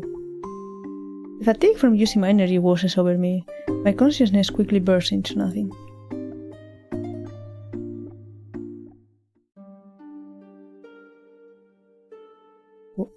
I had a dream. Endless rose bushes line a path enshrouded in mist. I walk forward as the mist grows thicker. Taking a breath makes me feel sluggish. A blurry silhouette appears and vanishes in the distance. I can't help but follow it.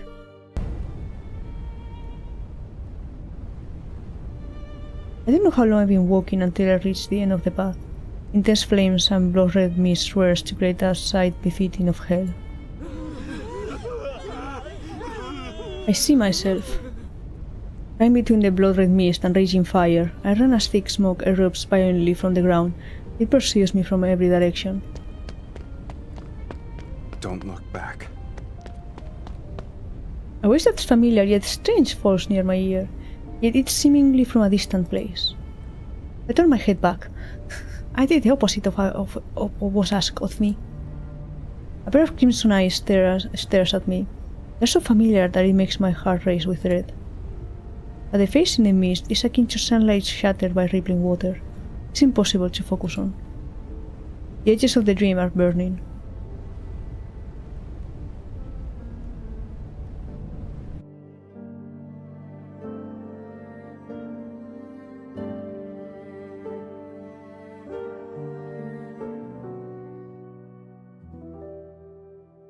From where I thought it was going to be related to a dragon one.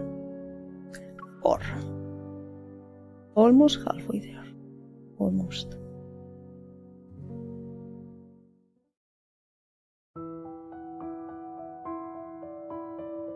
As night dreams repeats in my mind, especially that familiar yet strange voice and those eyes.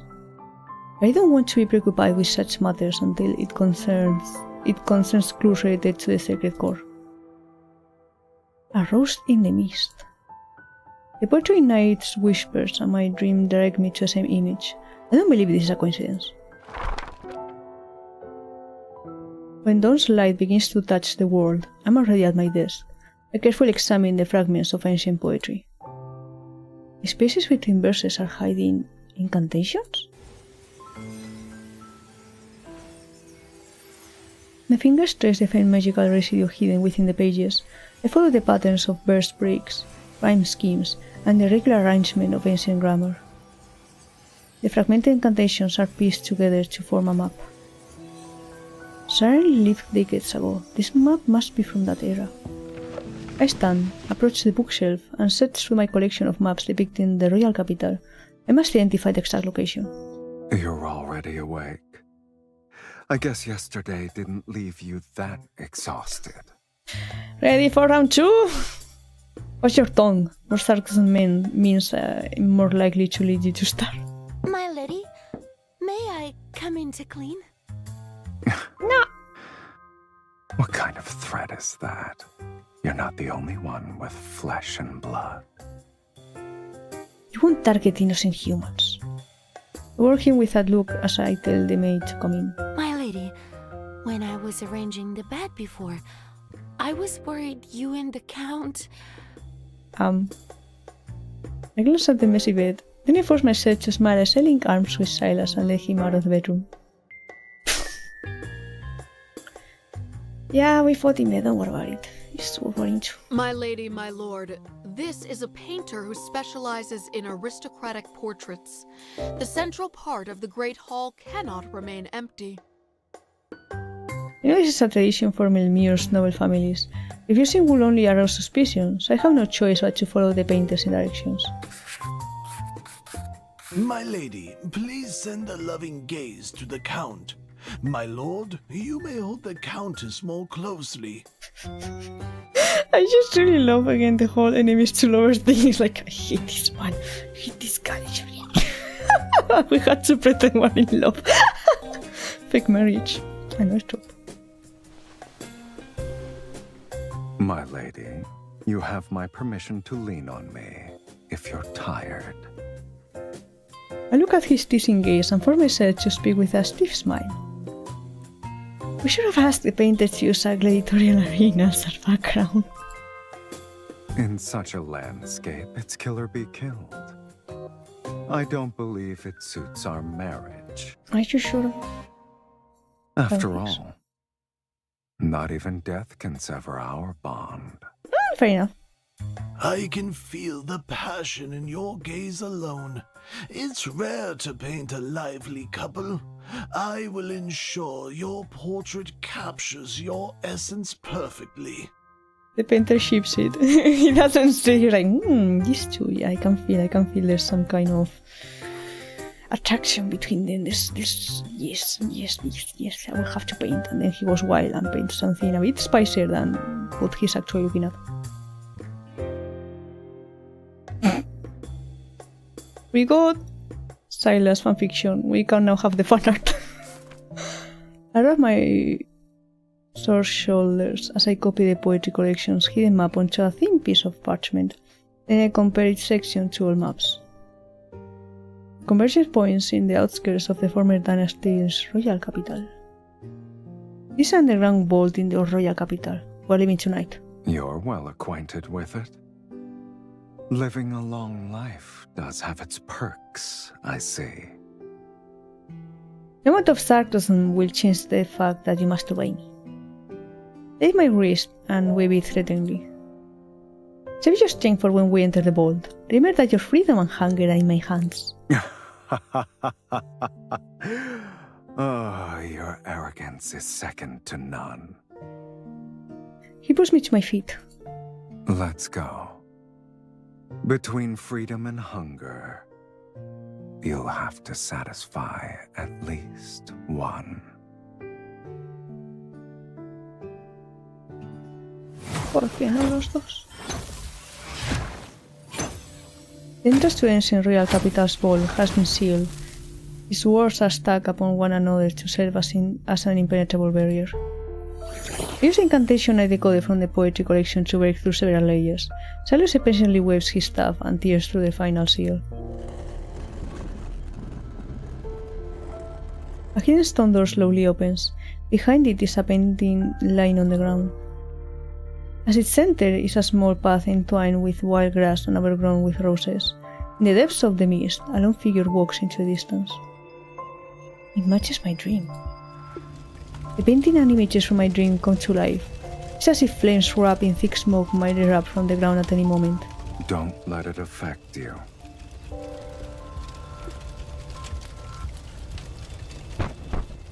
Sylus taps the canvas with his staff. It's been infused with energy and appears to contain a seal. It's a glyph. I should be able to decode it.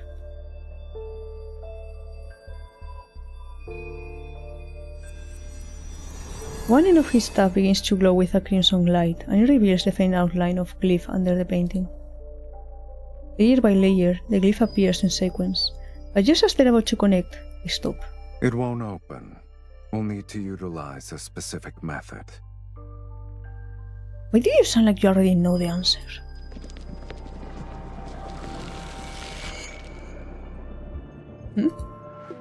Fluctuation energy in places like this. Subtle ripples put me on alert as several figures burst in through the stone doorway.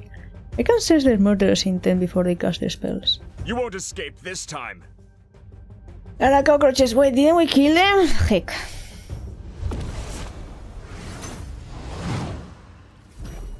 Several lightning bolts fall. The cracks on the ground are reminiscent of a spider web, and dust fills the underground's vault.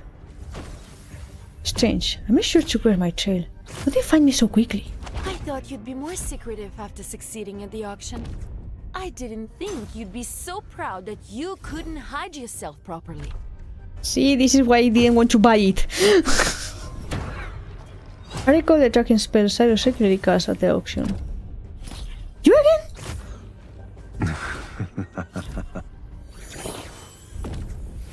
Rare Mage raises his hand and raises black threads from his fingertips.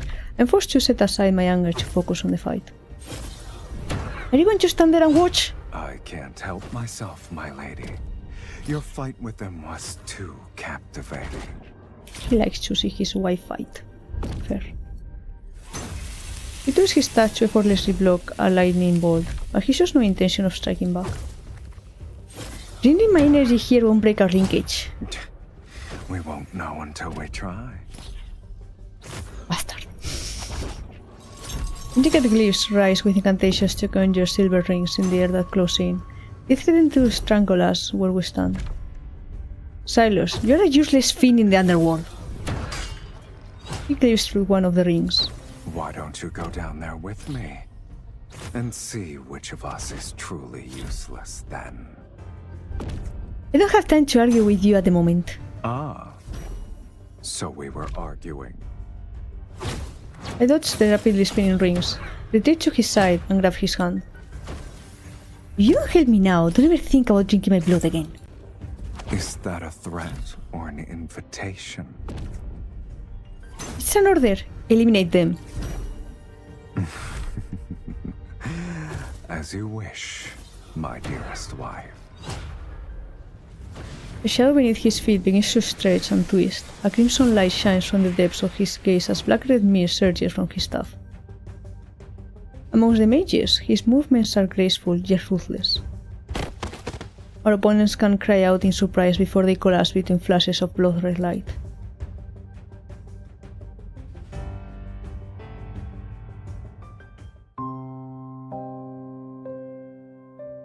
As the last mage falls to his knees, Sylus suddenly bends down and bites the man's neck. Okay. He's not into it.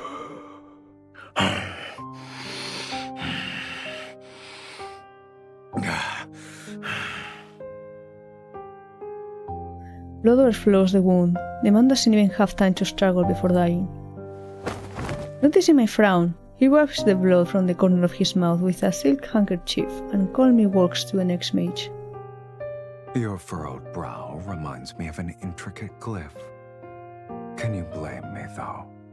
I haven't eaten in days. If this continued, the Archfiend's sovereign would have become the sovereign of hunger. You know what, that's fair. I'm better these guys than my poor maid. He picks up another unconscious mage. Your blood is special. One sip is worth half their lives. But since you're unwilling, I'll have to make do. You're luring these mages for that?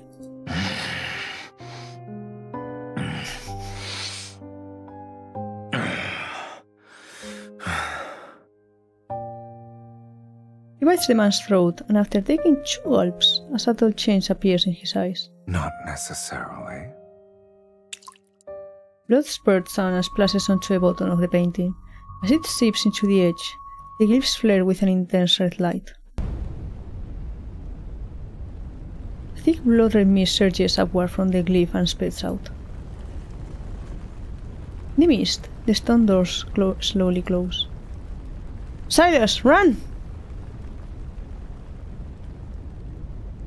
I dash toward the exit, but a whisper reaches my ear. You're too slow.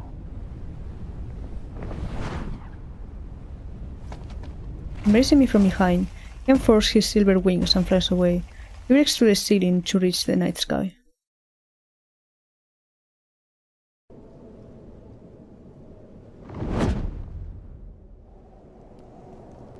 At night, the Muir sits under a cold silver, its tiled rooftops reflecting the waning moon's light. Blood-red mist silently encroaches through the streets and alleys and races towards the sky, the cold moonlight slowly stained. What will this blood mist do to Belmuir's people? Weren't you willing to do whatever it takes to enter the sacred core? Yet you worry about strangers. Despite his sarcasm, he holds me more tightly. Sylus, you might actually ask me why I want to enter the sacred core. Countless people wish to rewrite their lives. You're not the first, nor will you be the last. What about you? Do you wish to do the same?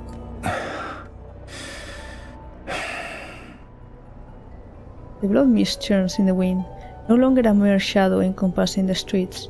It's an omen unfurling across the sky. Yet within me rises a tranquility I haven't felt in ages. It's as if some distant past I had looked upon an Oni city like this. In the future, I'll give you blood. Are you trying to say we'll compromise? So long as you stop giving me these trials. Your offer for a truce is more sincere than I expected. You'll accept it? An agreement this important needs a proper acknowledgement. In blood. Hold on tight.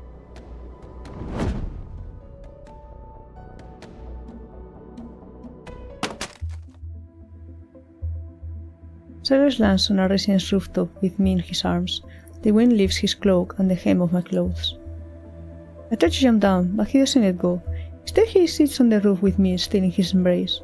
He lowers his head to take in my scent. Has anyone ever told you that after you cast spells, you radiate a unique warmth? It corresponds to your energy. He just finds it very attractive when I fight people. Aside from you, who else will notice? If I'm the only one, that's even better. On a humid night under cool moonlight, he slowly licks my cheek.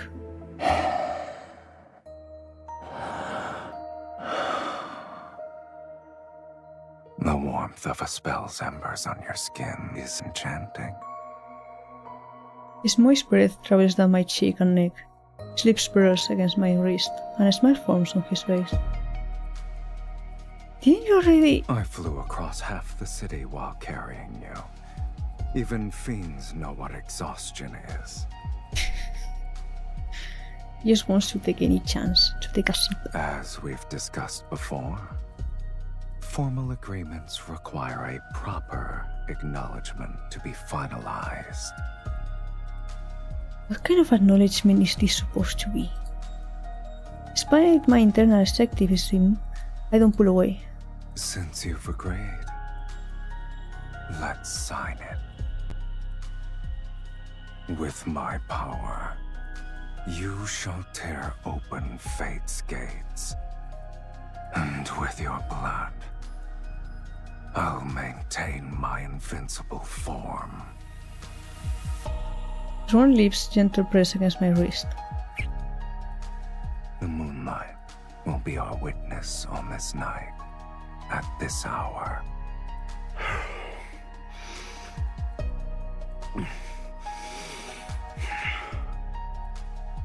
Pain courses through me as his sharp teeth pierce my skin. I shudder as a strange tingling sensation spreads from the wound to my fingertips. His fingers graze my palm. They move in tandem with his lips and teeth as he sucks my blood. He's meticulous and slow as if he's savoring a rich, exquisite elixir.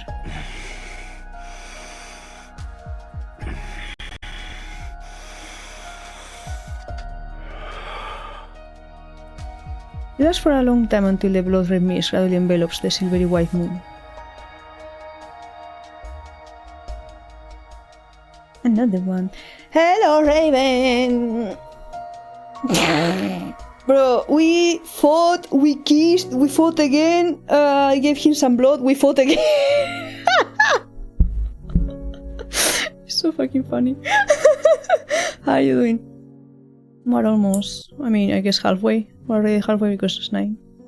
Without me, I started like 2 hours ago. I couldn't start later because we have the collab later.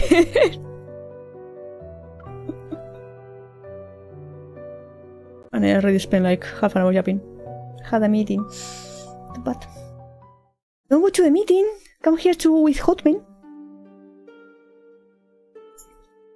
I just need to mean.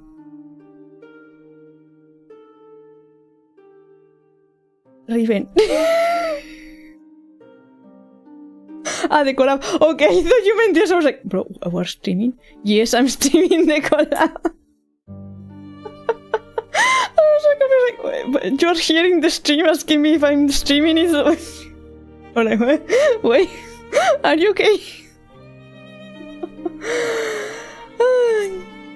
I know, but that's why I was confused. I'm like, what do you mean? But yeah, we'll be streaming it, of course. I haven't been streaming that much, so I have to wait. But why wouldn't I? That's the thing. Why wouldn't I? But yeah. We're halfway there. The thing is in like 3 hours, should be fine. Even though I do need to have dinner and stuff. But yeah. Welcome, Raven. Did your meeting go well? Let me have water. I should drink more water.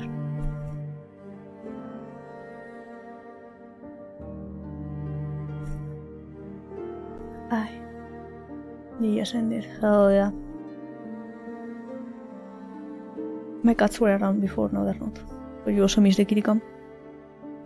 I once again find myself walking along the misty path of roses in my dream. The flowers on either side are no longer blooming. Their petals fade and curl one by one before transforming into a silent ash at my feet. The mist clears to reveal a dead garden at the end of the path. charred vines with roses and snare-broken colonnades. They're akin to memories that lost their life yet refused to fade. Thank you for the check-in. 25, almost 30. Looking up, I see Velmure. It's no different from a hanging scroll slowly peeling away, its colors fading layer by layer until everything dissolves into grey mist. When the roses bloom again, will you remember who I am now? I won't remember you. But will you still be the same when the time comes? So long as our souls remain unchanged, we'll surely recognize. He said we should recognize and just fade away. They're bound, Your Honor, they're bound through every timeline, every life, every... Whatever the fuck is going on in this game, to be honest. I open my eyes to find blood-red sunlight filtering through the gaps in the curtains. There's a thin layer of airy mist in the bedroom. Was that a dream? You're awake? No. I try to sit up, but the arms around my waist tighten and pull back against a firm chest. You... release me! Who said you could sleep here? His annoying arms ignore me and make me face him. You slept so soundly last night that I couldn't wake you up. If I wasn't a kind gentleman who carried you back to your room, you'd be sunbathing on the roof. Well, I was expecting him to still be on his aristocratic outfit. Like, oh yeah, I still slept in my clothes. Happy to see that he changed. Wait, did he change my clothes? I mean, technically speaking, we're husband and wife, apparently. In the eyes of other people. Worry not. When I walked in, I told the housekeeper that you were exhausted from dancing. No one will suspect anything. Are you saying I should be thanking you for your thoughtfulness? I'm honored.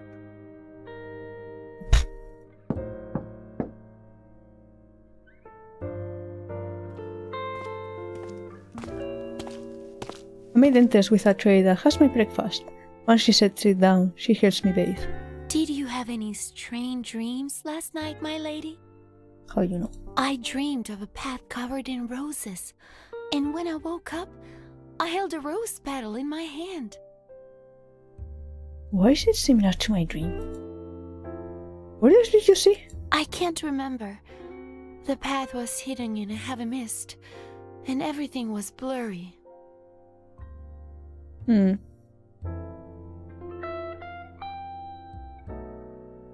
question all the servants, and they say they experience similar dreams. By evening, the entire city is talking about this strange dream. In a world where death can strike at any moment, people believe this is an ill omen. Panic spreads.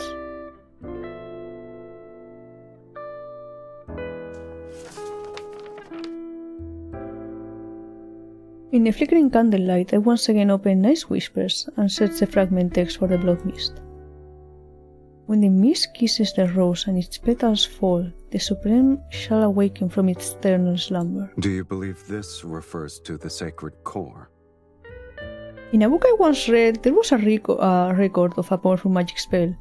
Considered forbidden, it's called the Rose-Dream Plague. You can force an entire city to witness the same dream. In other words, it's a disease that infects one's dreams. Only Saren will have the power to seal forbidden magics within a painting from decades ago. Is he truly kind-hearted to show later generations the path to the sacred core? This could be him mocking people like you. At least his insult towards me wouldn't be as frequent as yours. What about you, Count? Did you dream last night? Are your dreams the same as a human's? Or do fiends have no dreams? He gives an uncommittal smile, but his eyes show no trace of amusement. Rather than concern yourself with whether or not I'm like you, you should focus on searching for the clues about the sacred core. He doesn't answer my question. For some reason, I'm certain his dreams had something he didn't want to see.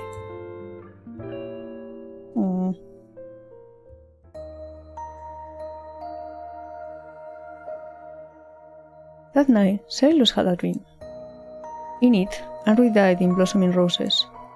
When he woke up, he thought it was ridiculous. Deeming of an immortal's death was a cruel, ill-timed joke, but the lingering remnants of the dream prevented him from showing his usual mocking smile. He still remembered the complex emotion from the dream, chaotic, melancholic, and a pain tearing through his soul apart. She's a mage who summoned him, and this is a game to pass the time in his long existence.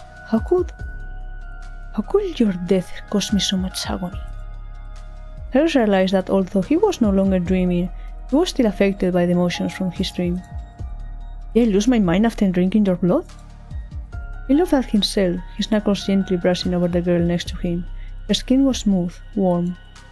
He held this bundle of warmth in his arms, as if to dispel a vivid despair from his dream. He thought if it was just a dream. Yeah, it was just a dream.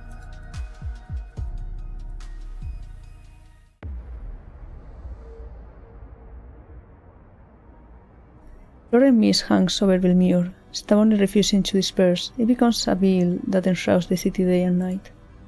After initial panic, people grew accustomed to the sky's disturbing color.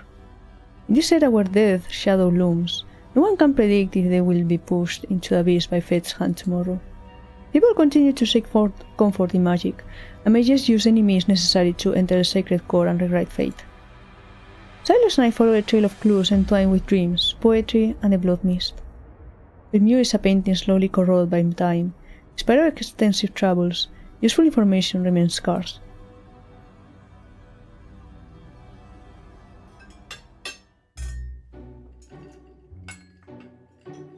Marquis Swain passed away from an illness several days ago. Ah, that's the one who held the auction. My lady, my lord, you attended a ball he hosted when you first arrived in Velmure. Do you remember? No. By the dining table, Sylus and I exchanged glances, but the housekeeper's expression remains as calm as ever. He looked hale back then. They say his heart stopped beating. Such tragedies aren't uncommon, yet everyone believes it's connected to the ominous mist. All the nobles are desperately inviting mages to divine their fate and extend their lifespans. If my lady and my lord wish it, I can arrange for one to visit you. No, thank you. I want the exact opposite. I want to fucking die.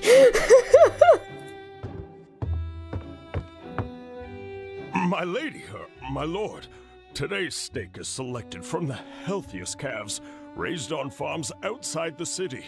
It's been seared at a low temperature with herb butter.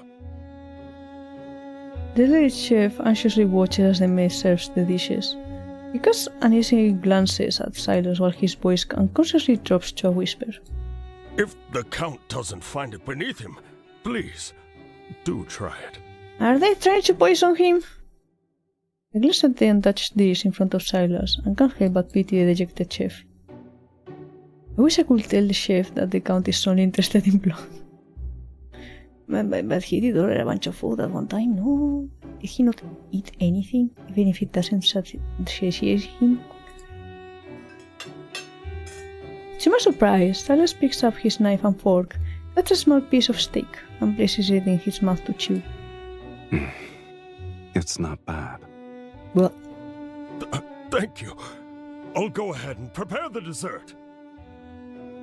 The housekeeper and maid also visibly relax, and the atmosphere in the dining room seems to improve by a considerable amount. I was worried. So Sylus can be like this too. What is it? It's nothing. I saw a hint of humanity in the Count, and I'm not used to it. Perhaps. I've been drinking too much of my wife's blood, and was infected with the consumption. I glare at him as a servant delivers a letter to the housekeeper. It's from Duke Bass. His Grace has invited you to a hunt. Still wish to hunt as the blood mist covers the sky? Do you not fear death anymore? My lady, you may not be aware, but ever since the blood mist descended, extremely rare animals have appeared in the royal hunting grounds outside the city. Oh. How rare are they exactly? They say deer with silver horns and pheasants exhibiting golden feathers were spotted, and they've only been depicted in books. All the noble families are competing to hunt them. Sylus and I exchange a glance. We recognize the interest in each other's eyes. Unusual animals suddenly appearing? This might be connected to Sacred Core. Since His Grace gave us an invitation, there's no reason for us to refuse. Besides, my lady should acquire new attire.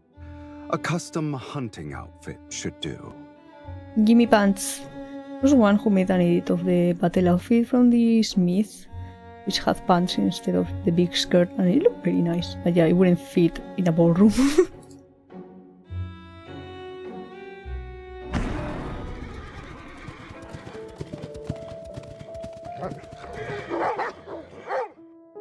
Sunlight pierces the crimson mist and cascades over the forest located in the royal hunting grounds. Every leaf is coated with a blood-red light. The horn sounds, hounds bark wildly as they turn, and dozens of magnificent horses gallop through the woods. They temporarily disperse the eerie atmosphere that looms over the forest. Look, there's a deer with white markings. In the distance, a herd of startled deer races into the forest depths. Their fur is adorned with vine-like white patterns. Is that a peacock?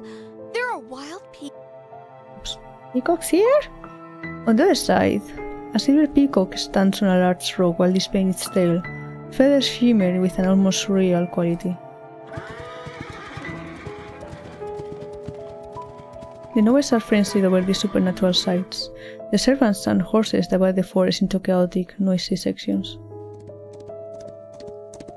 Why not make a I guess none of these creatures are your actual targets. Sylus rides a tall, dark red hunter horse. His posture is impeccable, yet he possesses an ineffable ease. I could almost believe he's going for a casual stroll. According to the books I've read, when the Sacred Core is about to manifest, living creatures are transformed by powerful magic. They become incredibly beautiful. Are there any tomes you haven't read? You're a walking Sacred Core encyclopedia. My bro, I've been looking for the Sacred Core for so long. I'm immortal. I have all the time in the fucking world. Of course. It's my last freaking thing. I don't have any other option. Encyclopedias are thick. Those who only make nasty remarks should be careful, lest their skulls be crushed by one. Bonk. An unusual magical force slowly reaches out from the depths of the forest. It's akin to slender, cold tentacles. Sylus. I sense it. Let's follow it.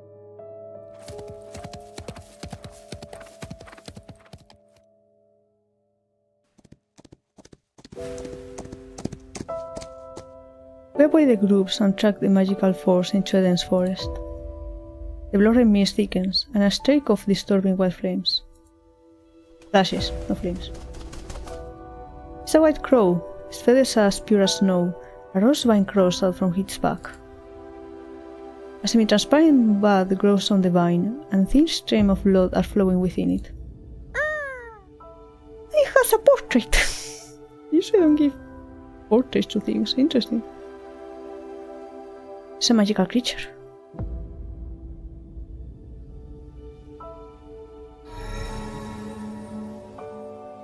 I dismount, my fingers moving rapidly as glyph appears on the ground.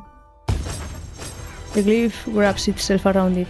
Akin to a chain, it's about to tighten and trap the white crow. A dozen blurry figures appear in the mist. They transform it into sharp spikes and unleash a barrage of attacks. It's not yours. Before I can dodge, Sylus is already in front of me. He throws his staff to block the spikes. You'll be unable to obtain anything with this speed. Calling me slow again. Sylus, these are illusions. I already knew that. The real spellcaster is hiding amongst them. Attack with me. I swing my staff with him. Crystal expand into a glyph and pierce the illusion in the mist. These people severely underestimated the connection between a husband and wife. What do you say, my lady? I suppose you refuse to miss any chances to flaunt a relationship, Count. The trade bars as usual, yet our rapport in battle flows more smoothly than ever.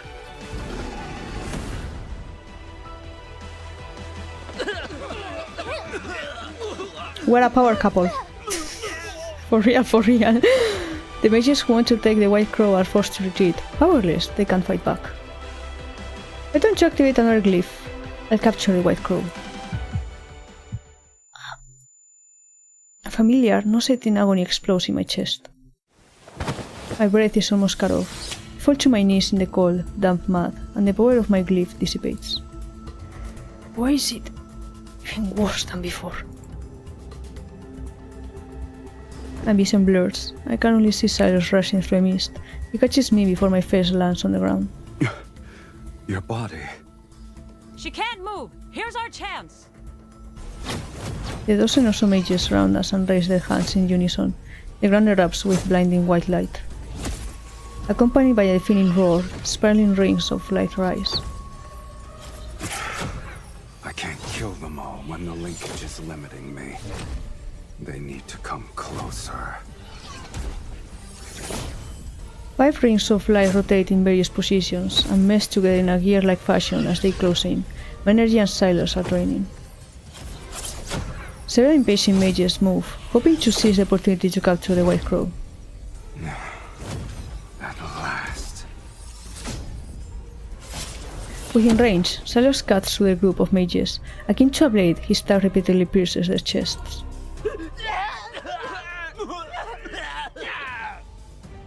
Stabby stab. You want to drain my energy? Pay for it with your blood. Fiend! It's a fiend who drinks blood! Everyone is drawn in by the commotion hide. Keeping their distance, their face turned ashen as they witness Sylus furiously drink the mages' blood. Spiral glyph continues to move, and my energy is almost gone. The excruciating pain shatters my body into countless pieces. Sylus. He turns to my side, his eyes flashing with a savage intensity, yet they brim with a certain determination. He raises his wrist and pierces his skin with his fangs, while red blood winds down his arm. Drink. I feel a fear in the depths of my subconscious and use my last ounce of strength to shake my head. You don't have a choice. He grasps my jaw and presses his wrist against my mouth. When my tongue touches his skin, his blood reminds me of burning embers. It explodes inside me and churns in my veins. My heartbeat is all I can hear, is accompanied by a sharp burning pain, yet it's quickly dispelling the weakness and oppressive sensation in my body. The mist around us and it churns and swirls as if countless hidden eyes are opening within it. The gear-like glyph is silent, slowly dissolving into the mist. Lean on me. We'll leave this place. Our figures vanish into the depths of the blood mist as Sylus holds me. But what about the crow? We will get it. I'm guessing so, otherwise this would have been for nothing.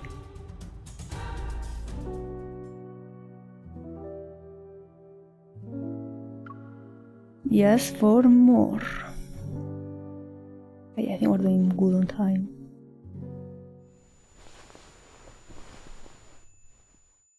In my hazy consciousness, I can only feel a warm, thick, strange yet intoxicating liquid between my lips. My throat tightens as if greedily drinking it. As I greedily drink it, I'm savoring the sweetest poison drawn from darkness itself. A little more. Breathe. You're doing well.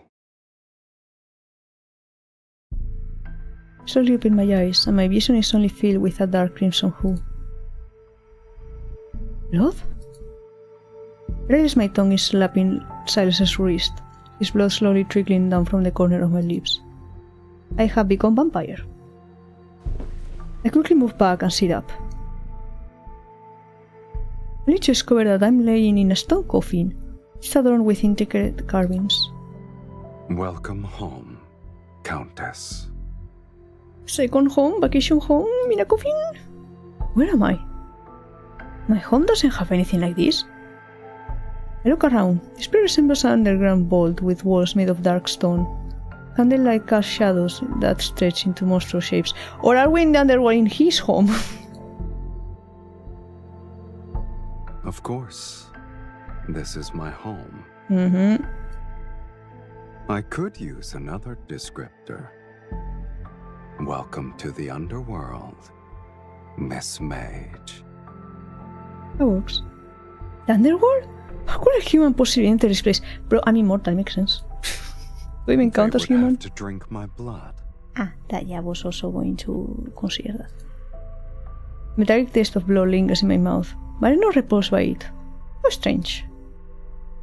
The suffocating feeling from before has subsided without me noticing, but the pain inside my body still reminds me of everything that happened. The White Crow, the close to sacred core must be on it.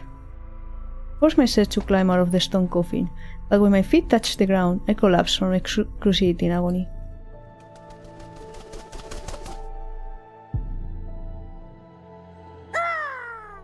Ah, we did get it. A white, feathery figure flies across the underground chamber and lands gracefully on Sylus' shoulder. Here's your clue. In your current pitiful state, you shouldn't be running around willy-nilly. This magical creature can enter the underworld too? I mean, again, in theory, humans are not supposed to be in it, but anything else I think is fair game. Since it was prey that caught your interest, my lady, I naturally couldn't let it escape. I'll admit, it's peculiar. I've never seen a magical creature that can freely travel between the human world and the underworld before. Sylus helps me stand. The White Crow shows no intention of flying away. Instead, it tilts its head as it watches me.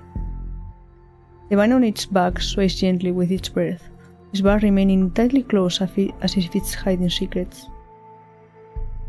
Wonder how long it will take for the flower to bloom. When it happens, what you're looking for might reveal itself. But your weakness has been exposed. Those mages won't give you a moment to breathe anymore. If you leave now, you'll be walking into death's sweet embrace. I mean, isn't that what I wanted anyway? I mean, if it was like, hey, they will torture you forever and ever because you cannot die, then maybe that would be a threat, but this is what I've been looking for? Well, I mean, he doesn't know it. So.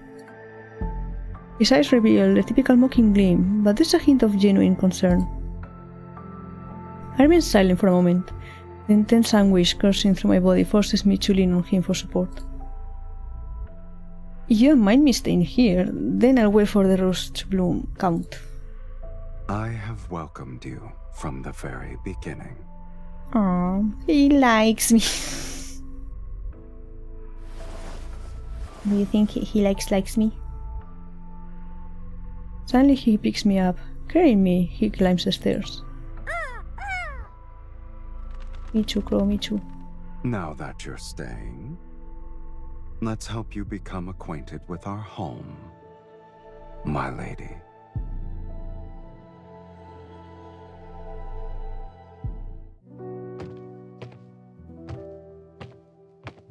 Sylus and I reach the top of the staircase. The scenic greeting in my eyes is so breathtaking that I almost forget my pain. Inside the massive castle with its vaulted ceiling, bright candlelight reflects off countless treasures. Its radiance is dreamlike and dangerous. Massive beast skulls hang as decoration. Crystals taller than a person contain strange weapons and items that shimmer with an otherworldly glow.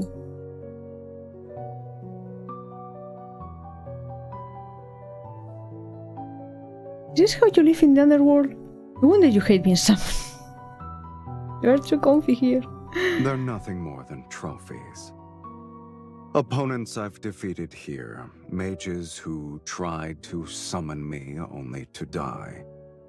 I always keep one item from each of them as a souvenir. His nonchalance sends chills down my spine. So this place is actually a graveyard. Your sense of humor never fails to delight me. Even if this is a graveyard, it's been deathly quiet for a long time. I've run out of rivals in the underworld. There are no fiends who dare to challenge me. He's bored. That's why he wants to fight me constantly, because he doesn't have anyone else to fight.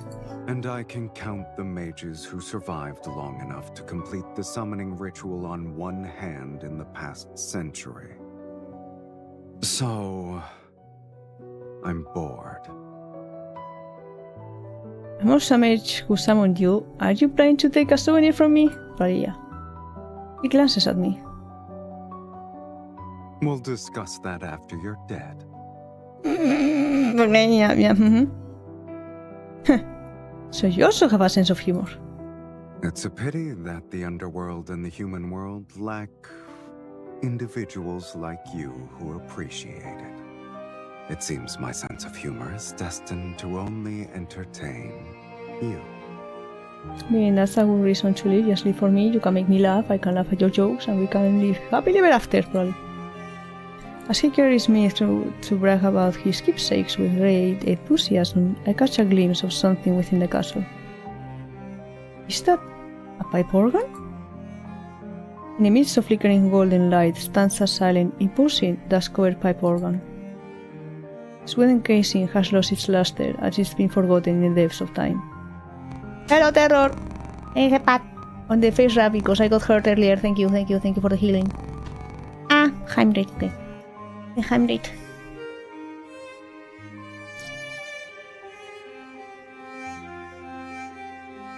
Can you play it? Hey, whoa! That's the Terror. A shout out. How's it going? It's going well. Going through the story, I have fought this man like a few times and we have kissed less times than those, but you know, it's going well. That's how marriage goes sometimes. If you want to get a man, you have to summon him with blood, fight him, kiss him, fight him some more, and then get married. That's how it works. No. So far, no. And now I'm in his home. He places me on the bench, and I press a few keys.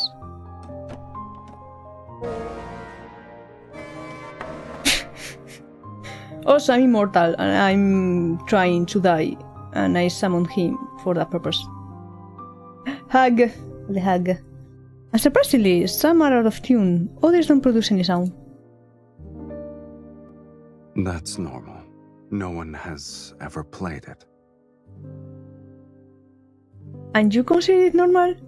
A room of treasures arranged around a broken pipe organ. Is it special to you? Must have no hugs for Ruru because you said you don't feel good. Yeah, I mean, I'm not as sick as I've been the past couple of days, but I'm not at 100% yet. How are you doing, Terror? Sylus doesn't answer. He picks me up and carries me. Not to ask more questions, but the sight before me makes me forget my curiosity.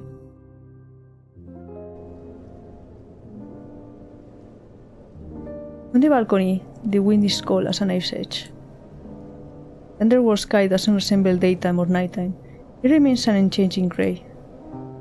The world before me is distorted and fragmented. Buildings of various architectural styles are present as far as the eye can see.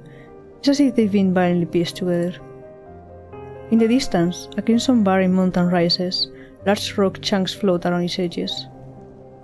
Beyond that lies a motionless sea, akin to a glass sculpture. The waves are frozen as they break.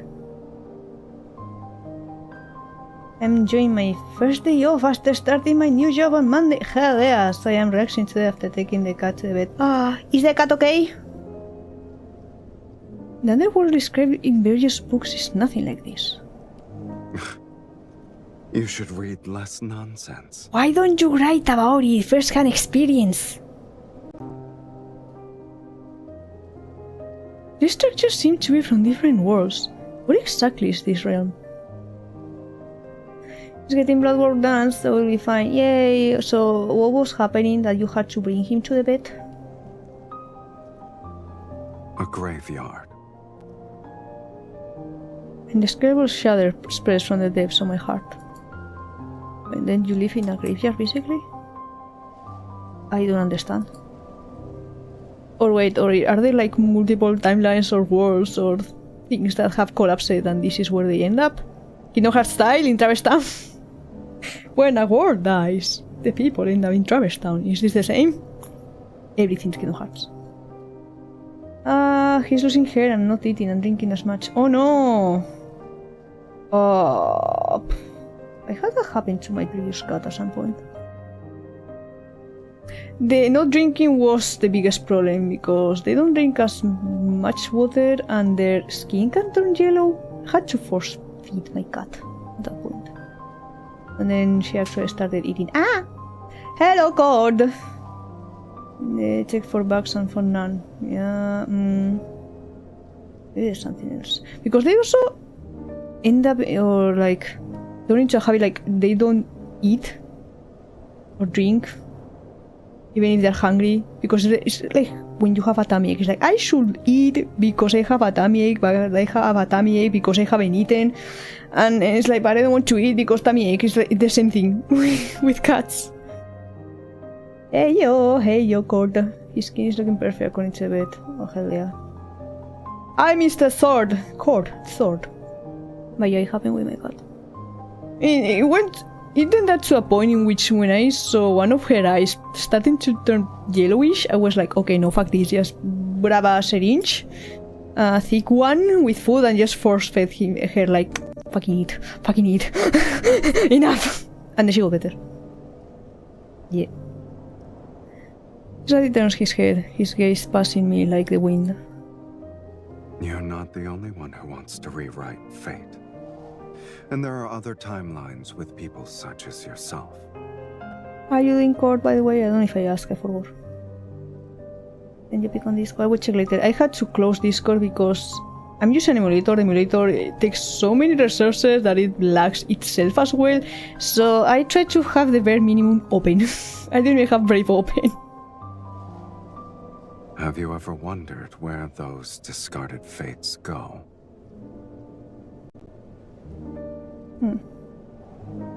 So he's losing her almost specifically on both of his sides. Established cause and effect cannot vanish into thin air. A place must receive these fragments erased from various timelines. When enough fragments accumulate, they form ruins. Hope your kitty gets better. I hope it's not something like super bad. It's fixable. The underworld is a fate's graveyard.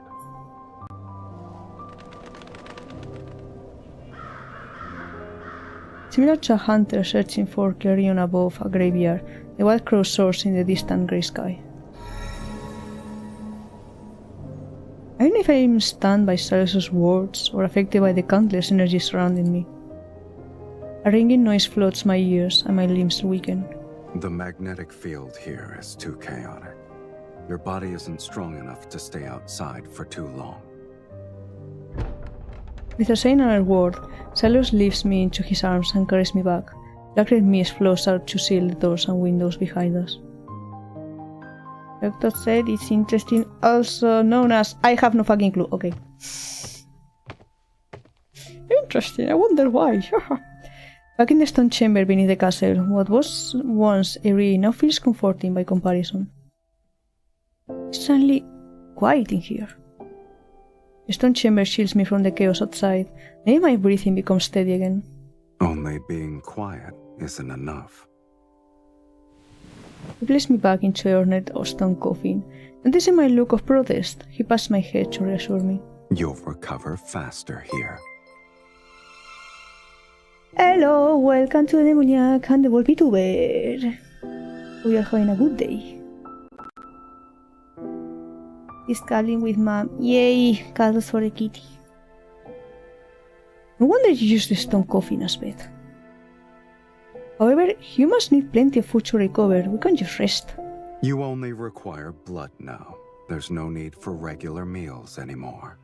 Heck, am I also turning into a fiend? Doubtless, I grab his hand. I've been eating human food for hundreds of years. I can't quit. It's too tasty. Hello, hello, hello. Welcome in. Are you also a fan of Sylus? Is that what brought you here? Even if my body doesn't need it, I still need food to sustain my mind, otherwise I'll keep pestering you. How troublesome.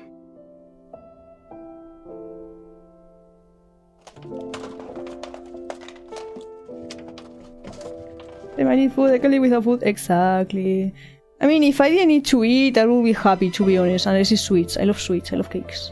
That's the only thing I would actually want.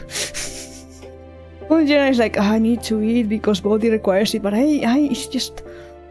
I don't want to spend so much time with food. Here, Imogen. Then Sylus quickly returns with several pouches in his hands. You're fortunate. In the underworld, my abode is the only one where human food can still be found. Have you had a human partner at any point in time in the past? I wonder who's the unfortunate mage you scavenged them from. This food isn't centuries old, is it? It's 100 years old. It's fresh compared to you. Bro.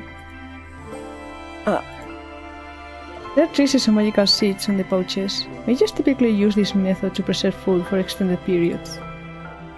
But no mage expects their food to last 100 years. Are you going to eat it or not? I mean, what doesn't kill me makes me strong. I can't die. And also it will give me a tummy ache, I guess. Just pop by to say hello real fast. Okay, hello, have fun, thank you. I'll try.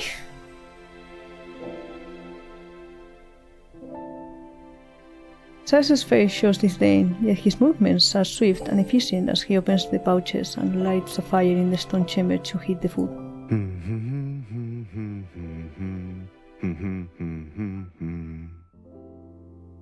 I look at the cold, gloomy stone chamber and the coffin I'm lying in, then my gaze lands on his busy, happy figure. Sylus, were you desolated when you were alone here? Why not? He pours the heated, sticky mass of food onto a metal plate and hands it to me. No. It's because now he has a wife. I'm giving you this meal, so I can feast properly later.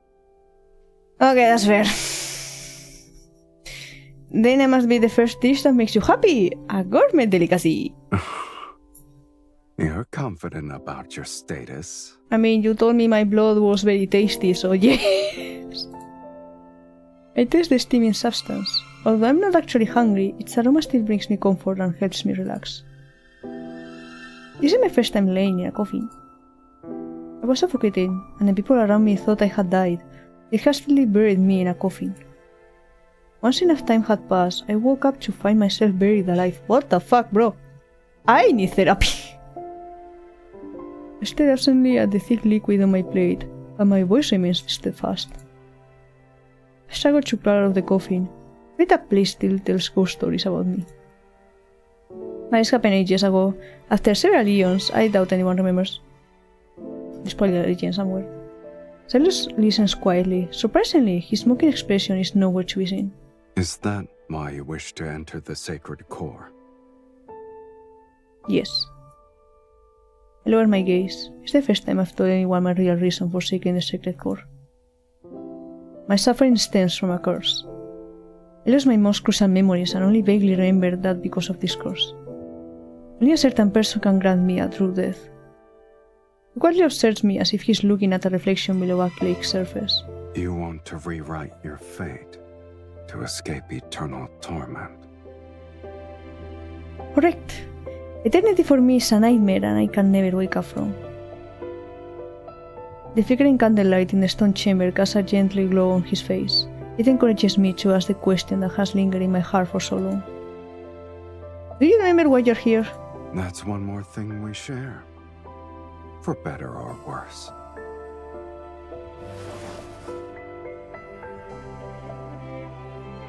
He sits down and leans against the stone coffin.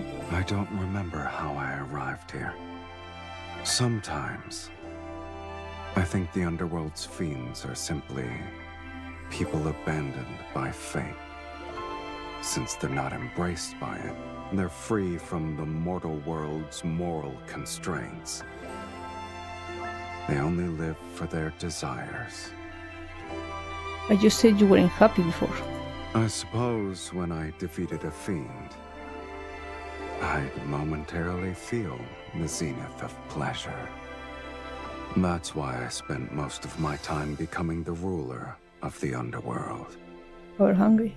I was very hungry for power. But pleasure has always been fleeting. After the rapture passes, all that remains is longer periods of emptiness. Speaks of his distant past in a detached tone.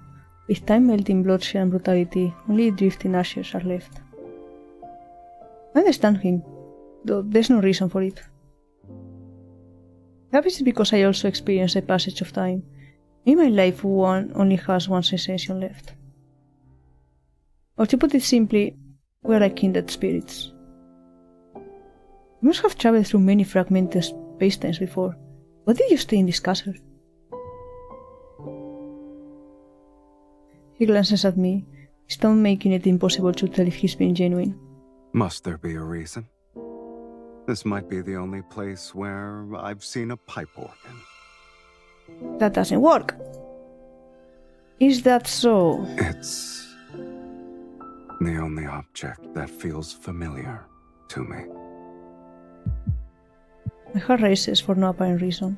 An inexplicable thought appears in my mind.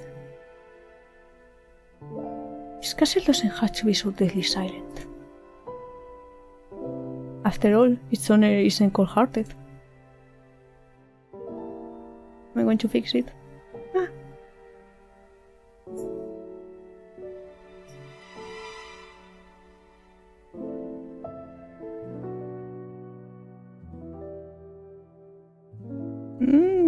Closer and closer to the end.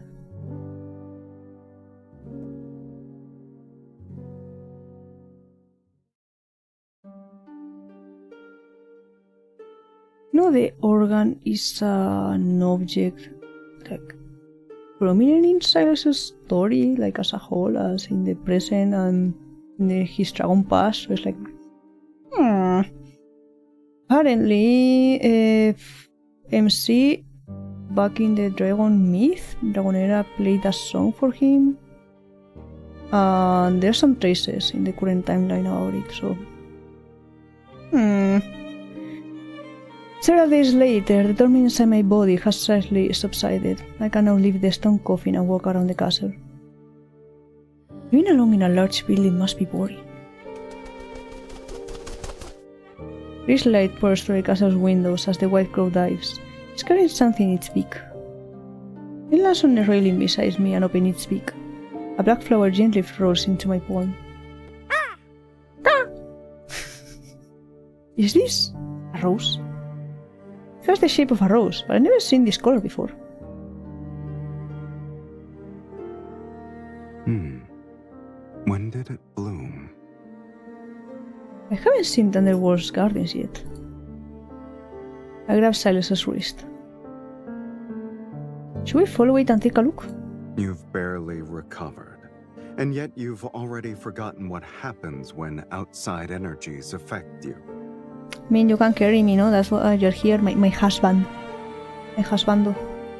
I've been stuck here for days. Besides, you can protect me. This is an order. Are you certain your orders still work in my territory?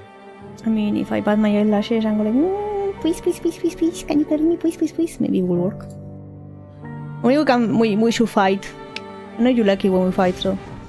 Several wisps of black-red mist faintly swirl around me as if to shield my body. In this place, I'll only abide by them once. Hey.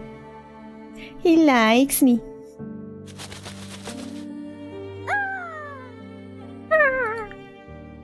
The white crow leads us to the area behind the castle. The hillside is shrouded in hazy light. To my surprise, a field of blossoming blue and black roses lies at the bottom of the stone steps. The white crow circles above the sea of flowers, and this scene feels strangely familiar. I feel like I've experienced this before. In a dream? In Melmure, there's a secret garden filled with roses, It has red and white roses in full bloom. I remember seeing a black crow there. Very similar to what we're seeing now. It's almost like... A mirror image. Pick a few roses. The rich fragrance is exactly like the scent one can find in the human world. It adds a touch of vitality to this cold realm. Perhaps the human world and the underworld are completely separated. Why could this white crow travel between them? My carries clues about the sacred core. It can be considered a messenger. The sacred core's messenger is similar to an ominous sign. It deserves a fiend's name. Are you going to also call it Mephisto? Huh? We'll call him Mephisto. Well, he is cool and mechanical crow. The white crow cries out as if he's approving of his new name. He lies on Sylus' shoulder. There's blood on the bird. In the bird's back, quivers slightly. It might blossom soon.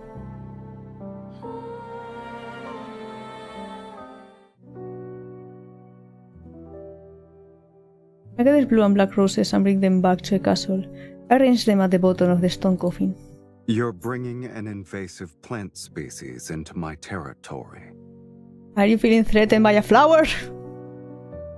The stone coffin is cold, hard, and deathly gloomy. I hope I'll ever get used to sleeping in it.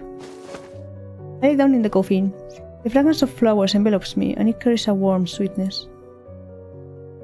The roses here smell similar to the ones in the human world. Being asleep surrounded by this fragrance might give me better dreams. Do you want to try it? Since when did you start believing in these things? Yes, I'm bored. I once fell asleep amongst flowers. To be exact, it was in the secret garden I told you about. And you had a beautiful dream. Yes, I still remember it to this day. Tell me about it. Perhaps I might also start believing. After you have your own sweet dreams, we can exchange stories. I take Sylus' hand. He doesn't refuse, and he moves closer as I pull him into this small sea of flowers. Close your eyes and breathe. Does it feel like you're laying in a bed of flowers? I can believe I'm basking in the sun. His tone remains as teasing as ever, but there's a subtle joy in his voice. He has yet to let go of my hand. I close my eyes and sense the floral fragrance intensity in the darkness. I become more aware of his warmth that I'm holding. Sylus. When we return to Belmure, I'll take you to our secret garden and show you those roses.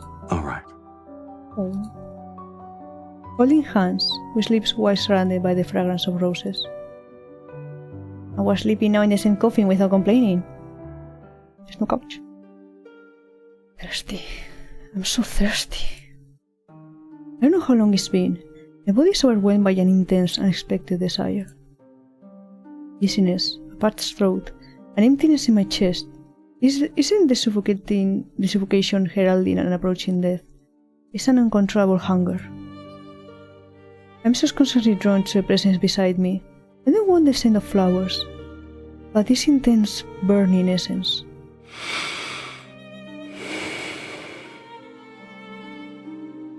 I need. I want. I can't help but move closer to the source. Seemingly in a deep slumber, Sylus' eyes are closed. I lower my head towards his chest and inhale his scent. His heartbeat awakens a deeper, carnal craving within me. I follow this warmth over his collarbone and his Adam's apple, and drawn to the side of his neck.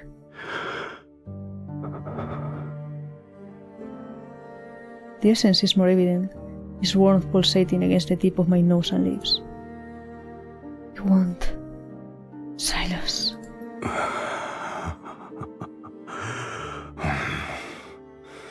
You don't need to restrain yourself. He's into it. Wink wonk. Since we're the same now, why don't we make an exchange? What? Yes. The wild, growing hunger inside me doesn't let me hesitate. I agree instantly. A faint smile crosses his lips as he unhurriedly opens his collar to expose his neck. Slightly raised veins pulse under his skin. Indulge yourself to your heart's content, my dearest wife. Come. Minecraft munching noises. I lean forward, my fangs piercing his skin. Warm, thick liquid floats my mouth.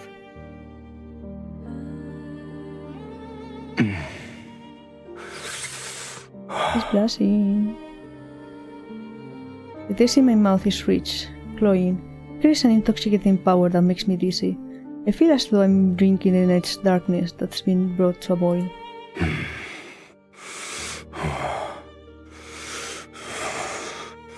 Give it to me.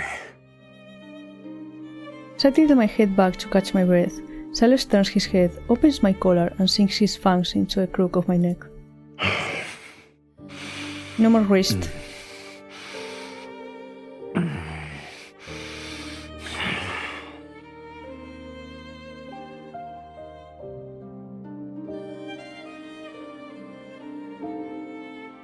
Pain and pleasure overlap and surge as our breaths quicken and intertwine.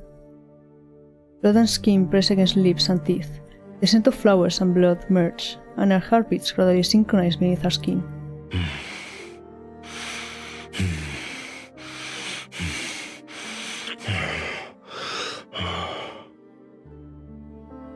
The red blood drips from my pierced neck, soaking my disheveled collar. It soon falls onto the roses under us.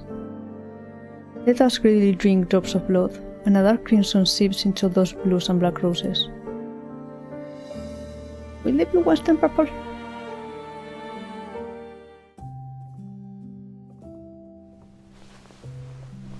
I don't know how long I've been asleep.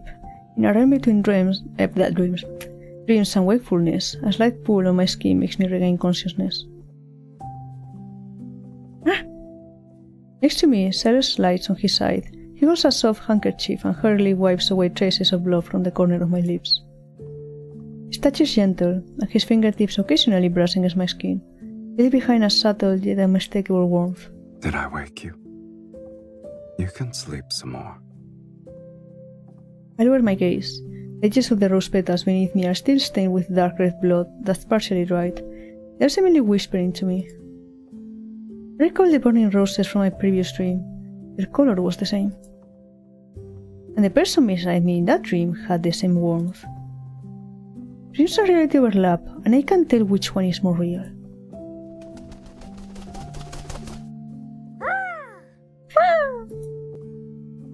Mephisto perches on the edge of the stone coffin, the rosebud on his back so large that it's starting to unfurl.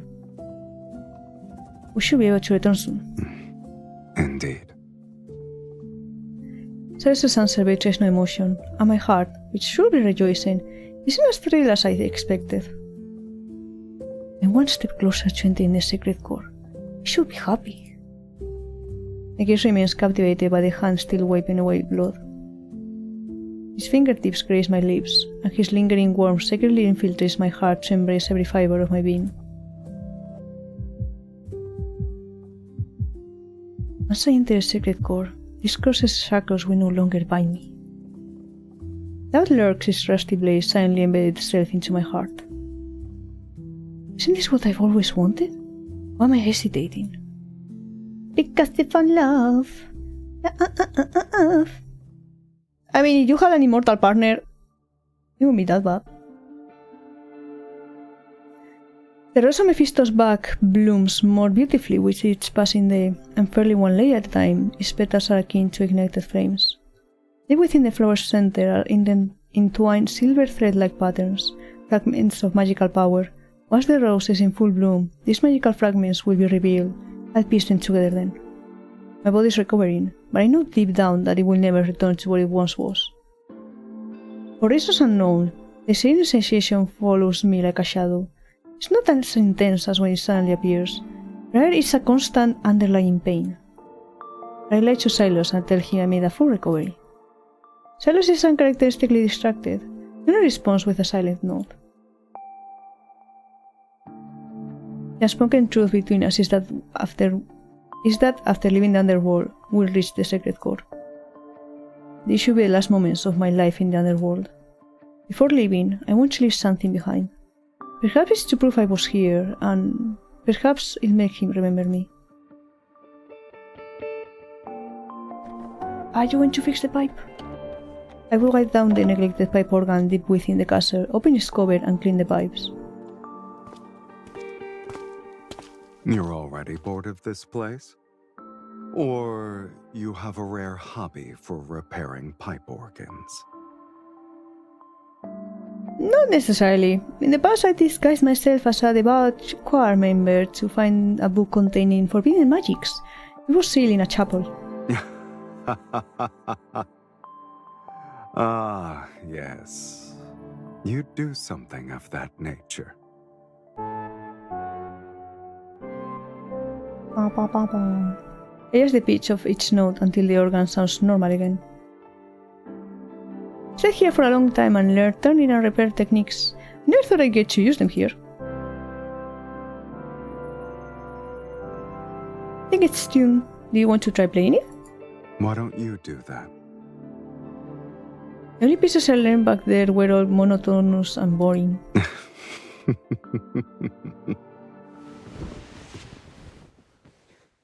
Crackling softly, he sits down.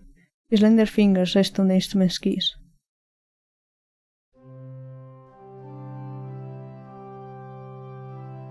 The melody flowing from his fingers reminds me of a worm submerged in water, and drawn into the depths of my memories. My heart stirs, and I can't tell if it's because of the melody or the person playing it. Where did you learn to play this piece? I don't remember. It seems like I was born with it. It sounds like a requiem. Is it banal? No, it's tranquil. In trance, I watch his fingers dance. Sylus, when I die, will you play it for me again? How can you hear it if you're dead? Oh, what about it? I'm thinking, MC played, I don't know if it's this piece because I forgot, the organ for him and he didn't know the song. I'm wondering if it was like, oh yeah, Sylus taught it to MC and MC taught it to him in a different timeline and now he's teaching us back in the current timeline. Huh. Back and forth of teaching this piece. I'll hear it. He doesn't say anything and continues playing. The ancient castle's vast corridors and walls reflect the music back again and again as if they're trying to crystallize this moment in time. This is our last night in the underworld.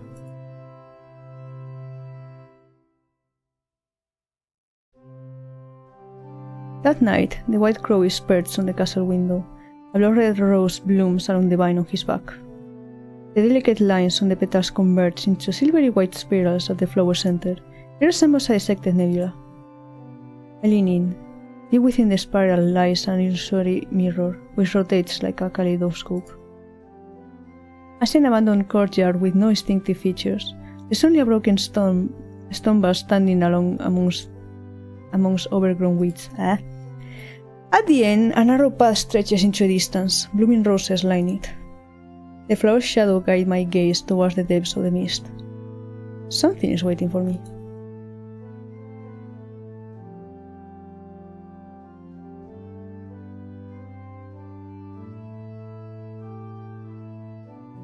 We haven't fought in so long. Is our marriage actually going strong? I'm starting to doubt it. How can I tell if our love is true if we're not fighting?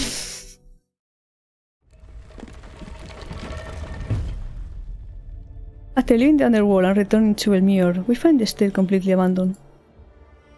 All the dazzling treasures have vanished, even the modest silverware is gone. In the center of the great hall, the large portrait of me and Sylus has been splattered with crimson paint. It's a bloody, grotesque sight. Our faces have been erased, and only crimson words are smeared on them. Fiend and evil mage. Whoops. Many nobles at the royal hunting grounds witnessed me kill the mages. They also watched you drink my blood before we vanished.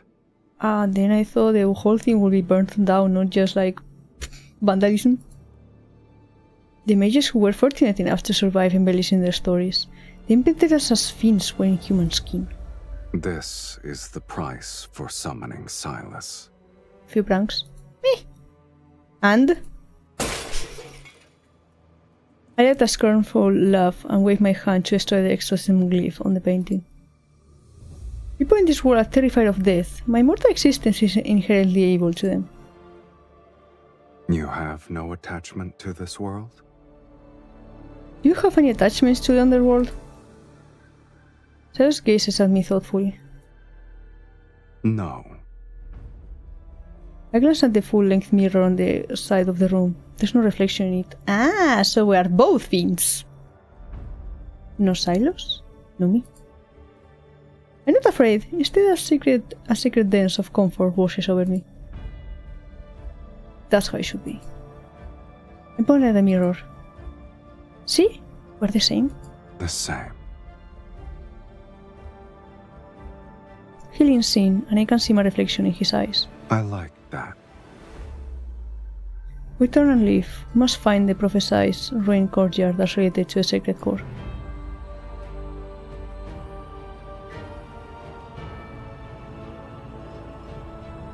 We search Velmure for an abandoned courtyard containing a bust. Mages block our path. They shout nonsense about justice and retribution while waving their staves. However, their eyes reveal their true greed. Justice's cloak is the perfect disguise for desire.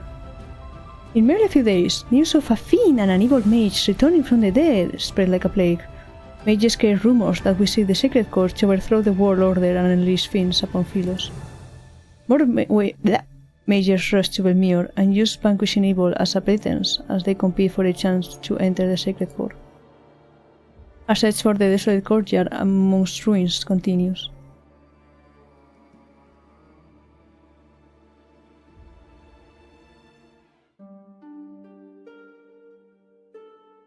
The night deepens. After another day of constantly moving and fighting several mages, we've taken shelter in an empty house in the city outskirts. The ceaseless searing pain in my body grows stronger with each passing day. Maybe it's because we're getting closer to a sacred core.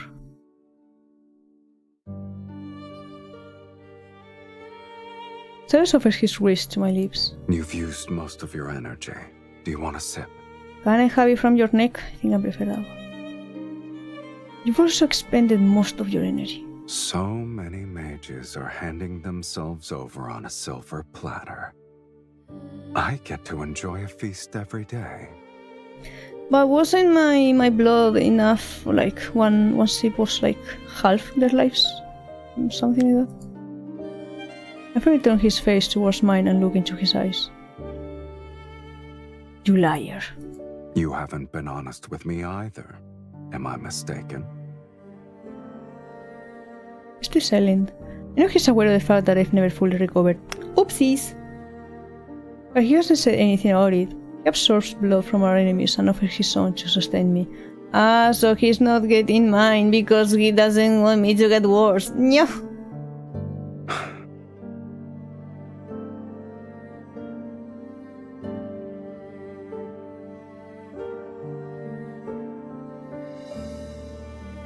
He sighs before he somewhat forcefully pulls me into his lap. He rests my head to the side of his neck. See? He knows what I truly want. If you still want to enter the sacred core, then bite me. I stare at his injured neck that hasn't fully healed. My heart aches. Isn't it our ritual? I gently press my lips against his skin, and warm blood flows into my mouth.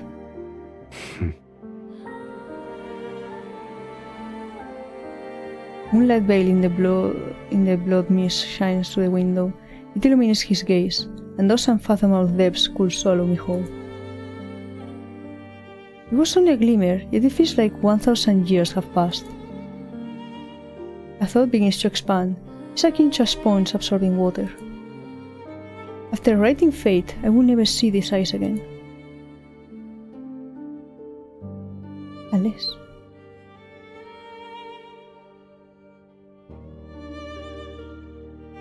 Andrew slowly falls asleep in Sylus' arms.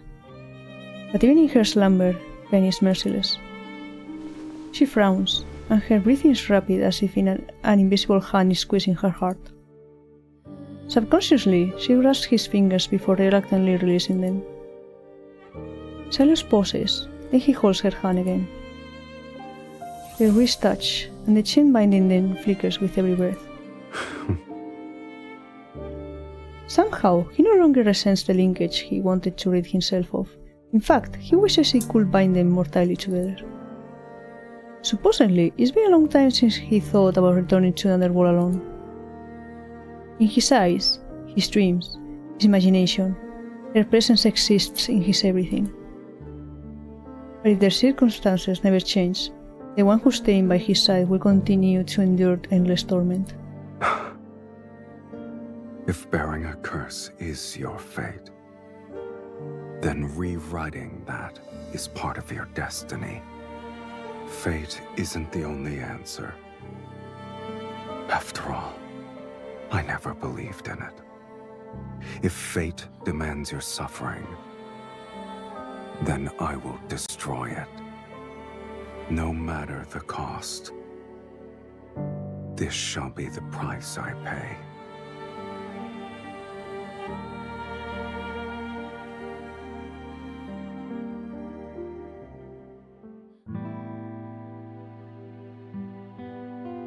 After searching through most of Elmure's courtyards without any success, we arrive at an abandoned churchyard.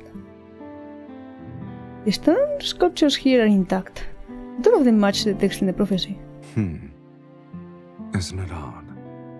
The buildings are weathered and old, yet the sculptures appear as though they were crafted days ago. An illusion?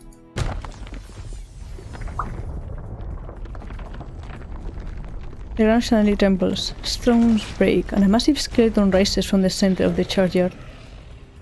His body is forged from black iron and brittle bones.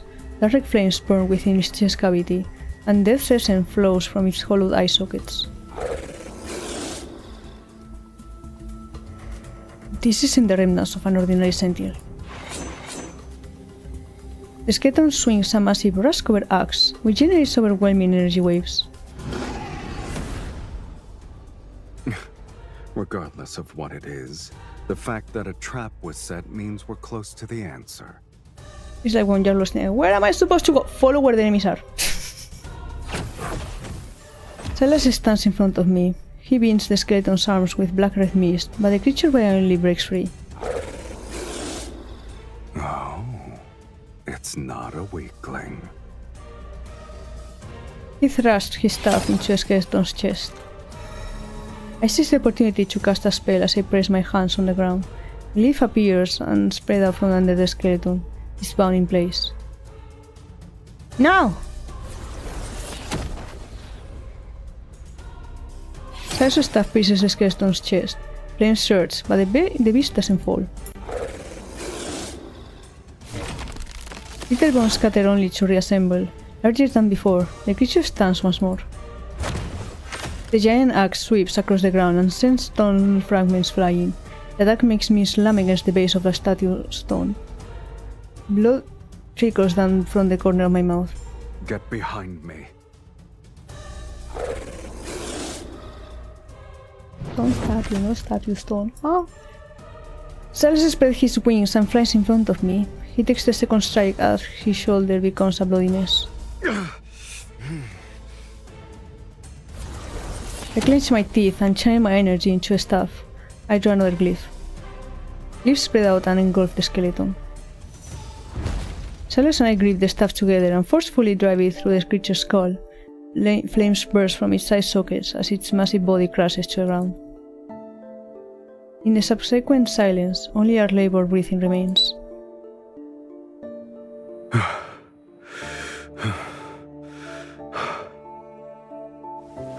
I fall to my knees, my palms covered in blood.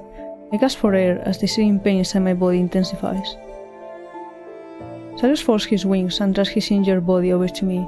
He supports me as I stand. What a shame.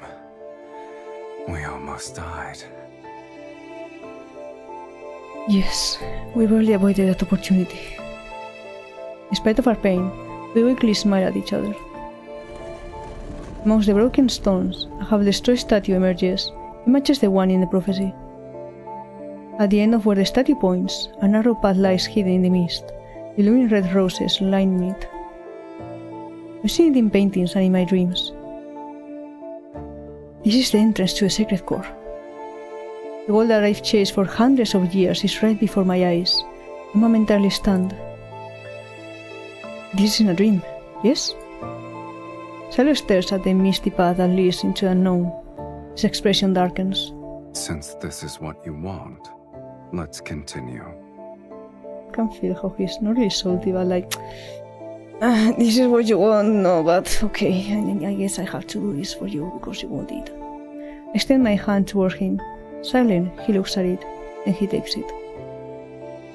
Hand in hand, we step onto a rose-covered path and venture deeper.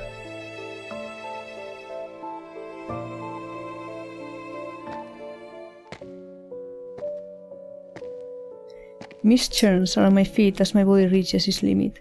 Each step feels as though I'm walking on knives.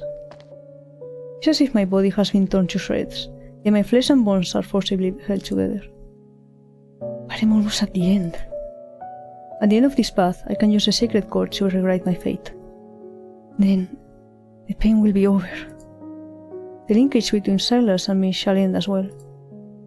I look at our clasped hands. Once our connection is severed, Sylus will return to the underworld. As for me, I'm uncertain of the life waiting for me. But it will be one without a curse, pain, and Sylus.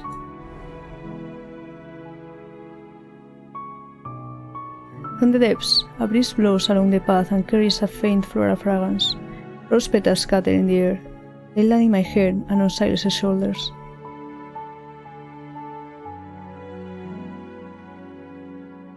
My gaze shifts from our clasped hands to his face. I realize he's looking at me.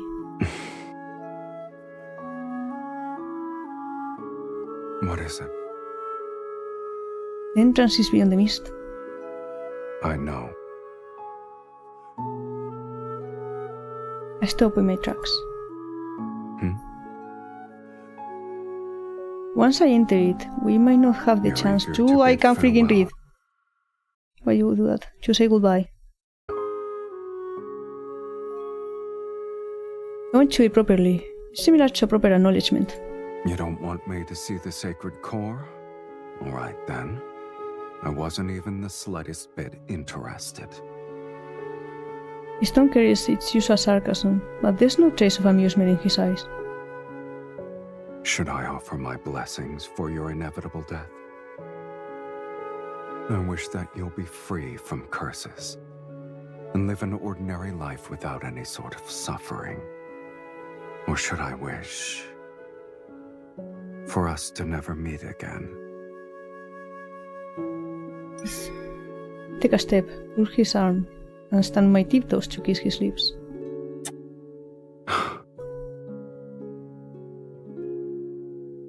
Our lips have left wounds on each other's bodies, and we felt each other's warmth and blood. But this kiss is different. I still want to leave something behind in Sylus' life, even if it's a mere moment.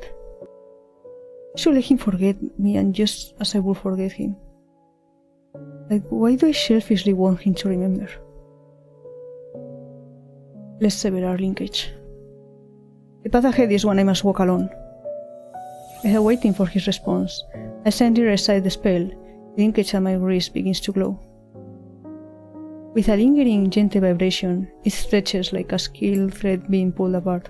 No silk, no skill, silk.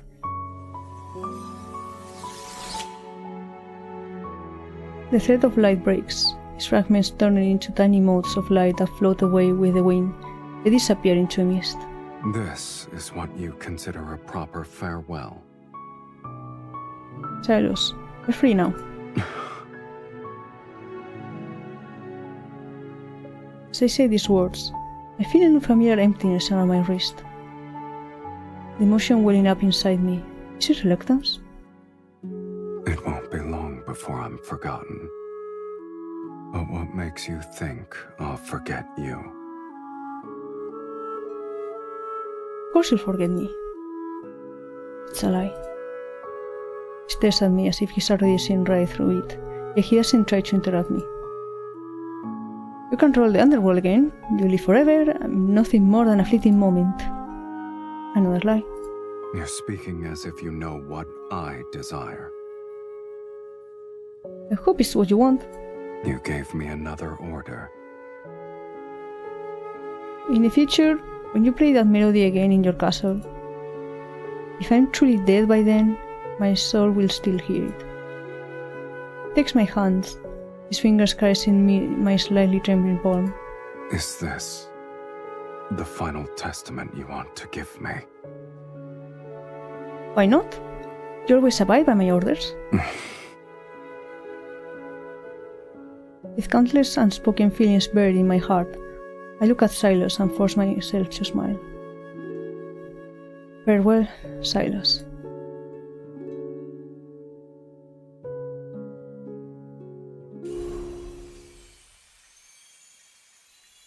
As the mist dissipates, my senses vanish. I can't tell where I am. When I open my eyes again, I find myself in an incredible, otherworldly place. This place has no sky and no earth. There's only endless white sand that's constantly flowing. Sand cascades from an indeterminable height. Layers upon layers of it almost fills my vision. I struggle to move.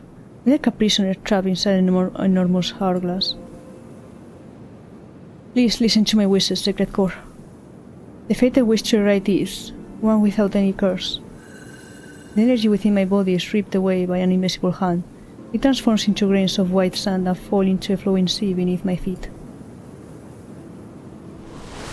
The sea of sand churns as a human skeleton slowly rises to the surface. Tattered, old clothes still cling to it. I can faintly make out an embroidered badge among the rags. The name on it is... Saren? My pupils constrict as my breathing becomes rapid. She's Saren, the last archmage to enter the Sacred Core, the one who left clues about this manifestation for future generations. At long last, a prisoner of the Sacred Core has arrived. Oh no. The skeleton's jaw moves slowly as it begins to speak. You've discovered that this is a lie. Oh no. The Sacred Core could never rewrite fate. It's merely a vessel that devours the strongest souls. All mages who enter the Sacred Core sacrifice their souls. Now it's your turn. Fear surges wildly in my chest. I struggle to stay calm as I create a glyph to slow the process of my energy being drained. Akin to a waterfall, sand pours down from above. Cracks begin to appear in my glyph as my scorching energy continues to disappear. I can't accept death, but I refuse to be manipulated. A crystalline fragment detaches itself from my chest. It emits a dazzling light. My body feels weightless. The excruciating, searing pain vanishes, and centuries of torment fade away as if woke up from a bad dream. Is this the source of my suffering? My curse is a fragment of an incomplete soul? No. I desperately try to grasp that fragment. I didn't choose this. Rather, my action is driven by pure instinct. Even if it's a curse, even if it only brings me suffering and pain, something deep within me tells me I cannot lose it. Yet my struggle is futile. The fragment drifts further away. My energy continues to be devoured. And I can't freaking read, no! I hate when you do that. And my consciousness rapidly disintegrates. Hi, Raven. Is this Sylus's or... As darkness closes in around me, a familiar light begins to spread from my wrist.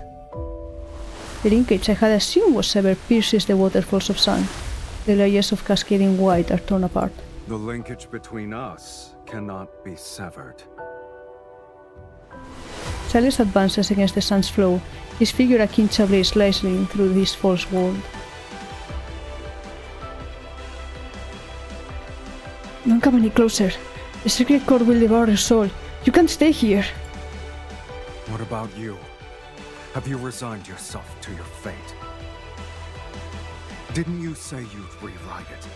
Yet as we speak, you're willing to become a sacrifice? It's too powerful. A mage's power simply can't... Oh, it's too powerful? He grips my hand and pulls me out of the sun. His intense gaze meets mine. Have you forgotten? You're not an ordinary mage. You're the mage who summoned Sylus. If you're willing to pay the price, then nothing is immovable. Not even fate. Intense dread washes over me as I desperately try to stop him. Sylus, no! No! Yet he only responds with a gentle smile. What? This matter is merely more absurd than death. Massive energy erupts from his body. Waves of intertwined black and red crash against the realm around us. Sand flows upward, everything trembles, and white sand transforms into a violent storm that engulfs everything. I use every ounce of my strength to hold on to him. Yet in the depths of his raging whirlwind, I see a crystalline fragment of his soul float out from his chest, is swallowed by the sacred core. Sylus! That explodes between our tightly clasped hands as the space around us collapses with a thunderous roar. We fall endlessly into a chaotic void as he spreads his wings and holds me in his arms.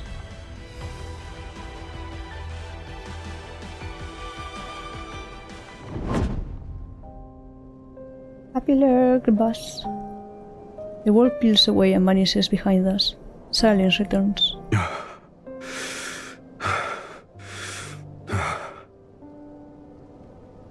Sylus's breathing is erratic, his face is deathly pale, and his body feels unnaturally cold as he holds me.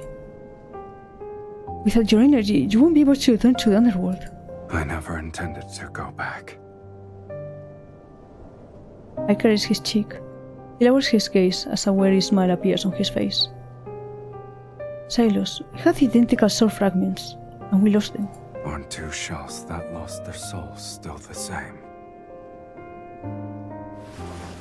I stare at him until tears blur my vision. The pain within my body has vanished. The curse of immortality has been lifted. For the first time, I've truly become an ordinary human. My flesh, soul, and life are as fragile as a mortal's, yet they're just as real. Why are you crying? Sylus, you wrote my fate this time. If our fates were different, how can we truly be the same? But you pay the price of sacrificing every path that will lead to your return. You'll never be as powerful as you once were. You've chosen the most difficult future for yourself. I have no regrets.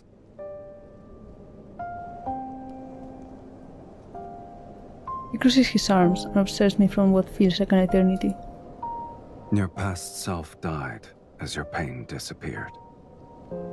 Starting from this day, everything that happens will be our shared fate.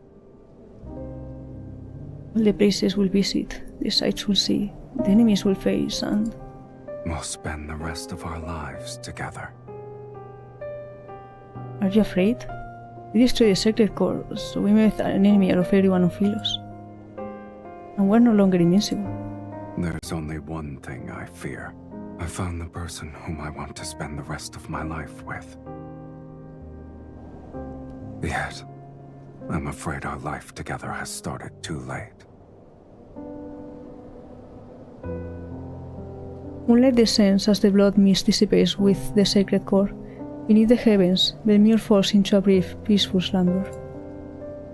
We welcome the rest of our lives with open arms.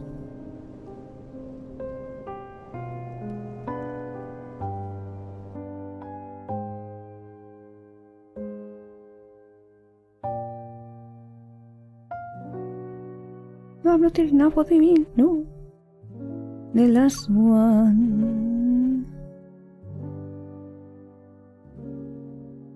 Hello, Origin. Hello. Holy shit. Ah, hi. You are coming in right at the end. How are you doing? Deepspace, yes. I was so excited for the minute I saw the trailer. I was like, yes, I'm ready to fucking get my feelings destroyed by hot men. Hey, yeah. As the wind and sun disperse, therefore the world falls quiet once more. Before the walls collapse again, Sylus and I visit the secret garden we promised to visit. As we push open the ivy-covered iron gate, roses bloom in the morning mist. I just leave you. You can go to sleep with tears in your eyes, maybe. And my heart is gonna die again. I mean, maybe you will have good dreams. Look at this man. Look at this beautiful man. I had this place built a long time ago, during the era of my maternal grandmother, to be exact. Came back to the bandits. Well, so you stopped playing it, you saw the trailer, and you were like, I want that man? Or... Time dragged on endlessly back then, and the world around me collapsed too quickly. I wanted something I could watch. It had to change slowly, like a flourishing garden. But you didn't stay. Sorry about that, no. I learned magic, discovered the sacred core, and became aware of your existence. I look up to Sylus. Then we promised to visit this place. I wanted to show you many roses. He's so pretty with his long hair, yes. Much. Sylus picks a rose and tucks it in my hair. You kept your promise. It's the perfect place to mark the beginning of our life together. The very start of the rest of our lives. I don't think that's how it's going to go. No, this is too happy, this cannot be it. Don't you think the rest of our lives is a new concept for us? Indeed. Our lives now have a beginning and an end. The boundaries are distinct.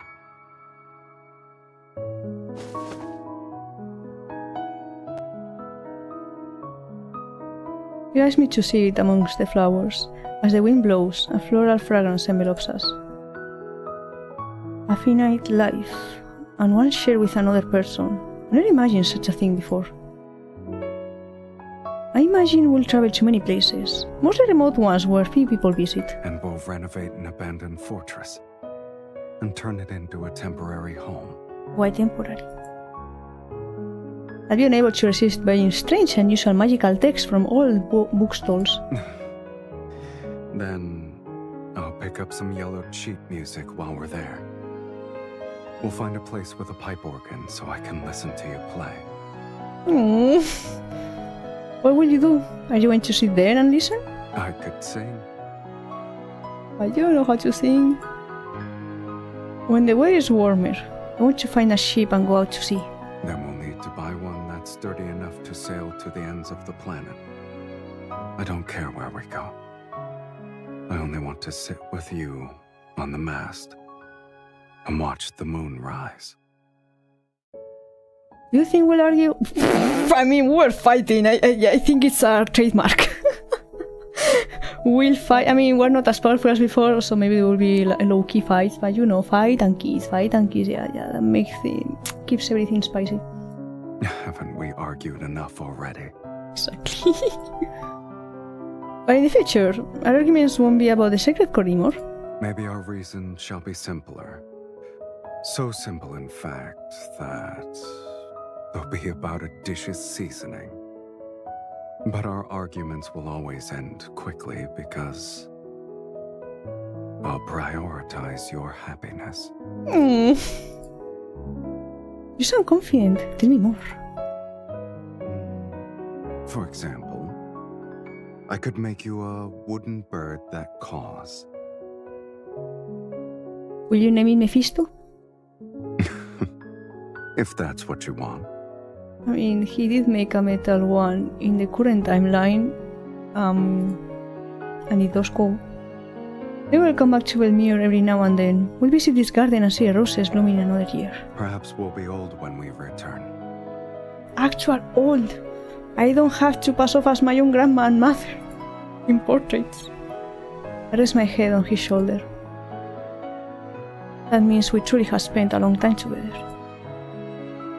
It could be considered one way to rewrite fate. We only need to choose each other to rewrite fate. It's a simple matter. We continue to imagine. Our future together becomes lighter, richer with every detailed daydream. It's like the rose petals brushing between our palms as they sway in the breeze. The scent and touch gradually lull me into a sweet dream.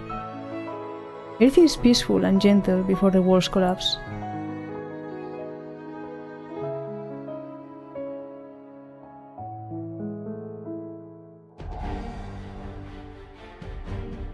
Yeah, because the world was covered in red mist. With the sacred core's destruction, the world falls apart. It's no different from a temple being destroyed. The false world order peels away from its foundation.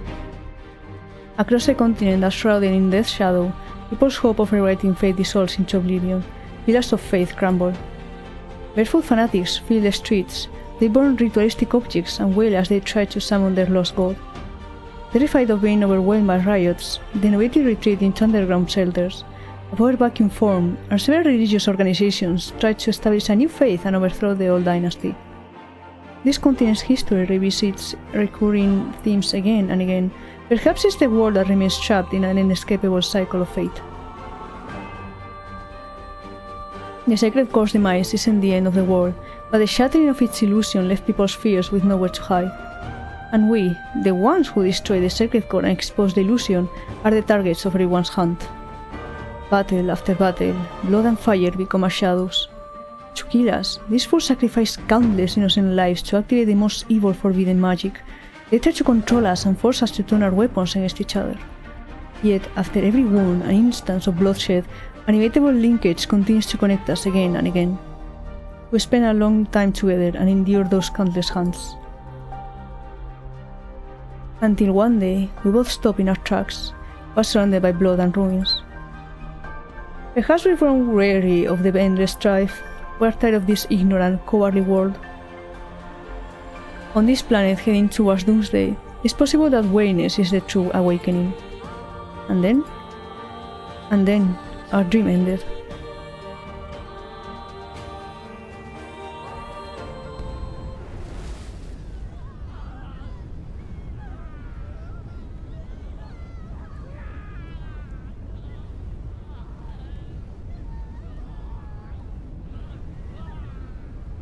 Don't look back.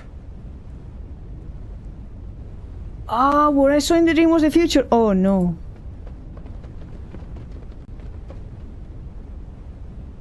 When the roses bloom again, will you remember who I am now?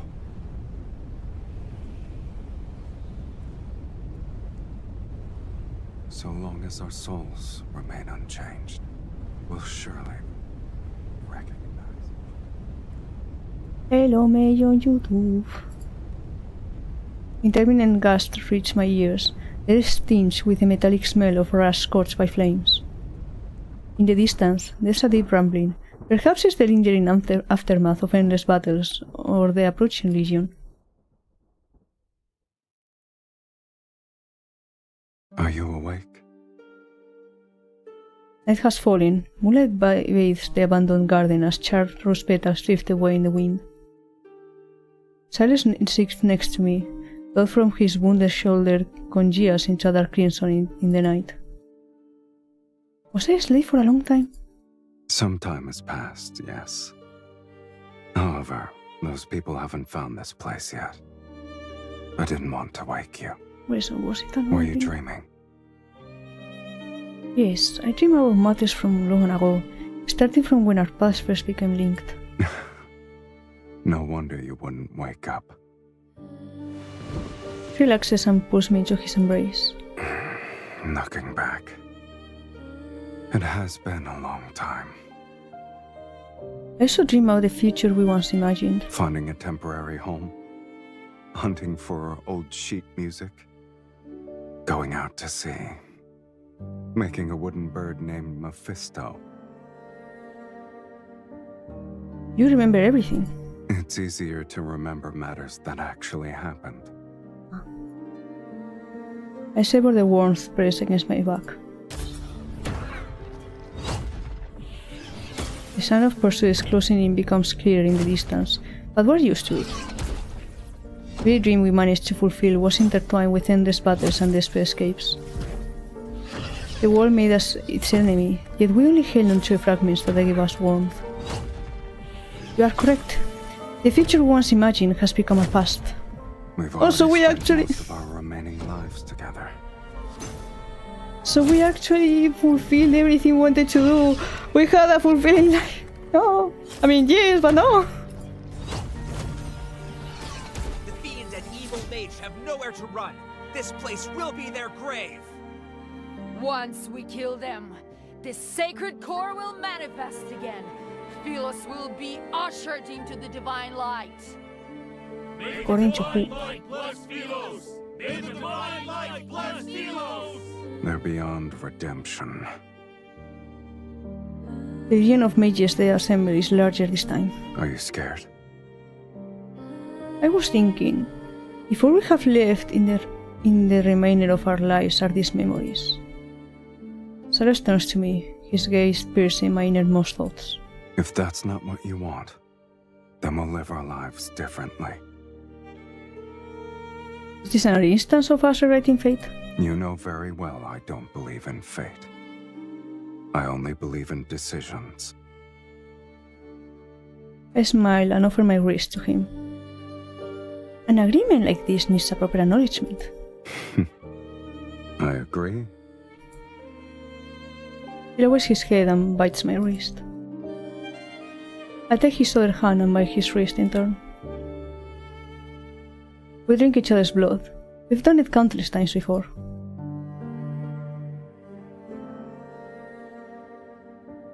The ritual is complete.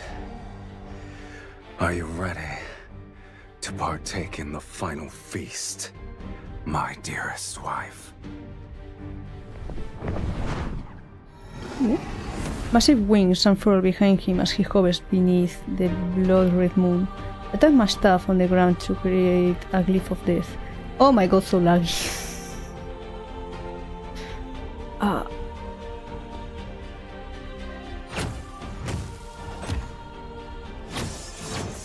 The circling army surged from the mist. Flames and lightning rain down.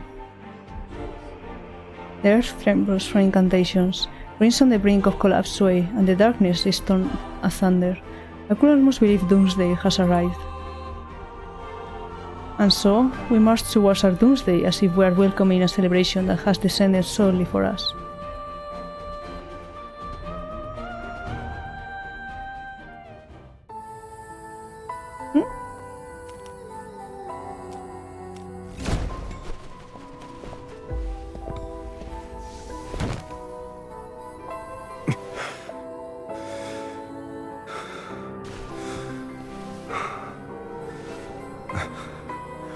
I suppose this is the end.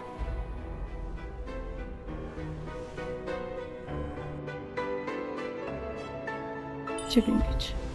You regret sacrificing yourself to destroy the sacred core? I'll always accept the consequences that accompany my choices.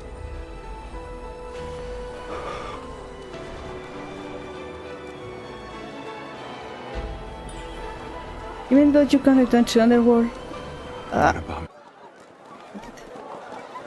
and you end up in this situation with me? you? Do you regret rewriting your fate so you could live as a mortal? Cover his ears. Of course not, so don't listen to them. All right then.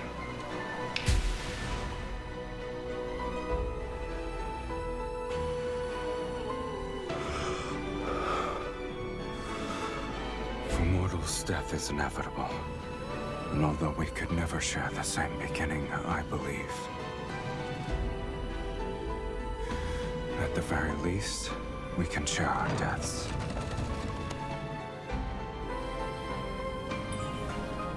Wait, when you were born, did anyone bless you? Just so you're aware, no one wanted me in Philos. Yet it's you who awakened me, the person who blesses me. It must be you.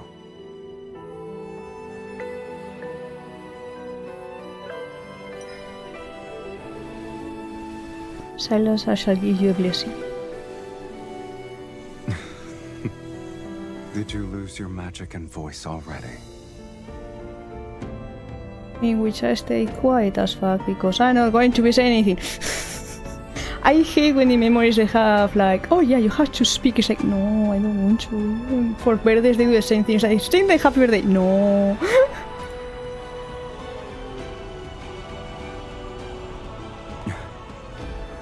Now I have truly been born into this world, with you in it. Final step. Sylus, you're no longer in existence. That no one wants. One day they will fix the bathing of the freaking text for the MC. I say, wistful. I'll remember that.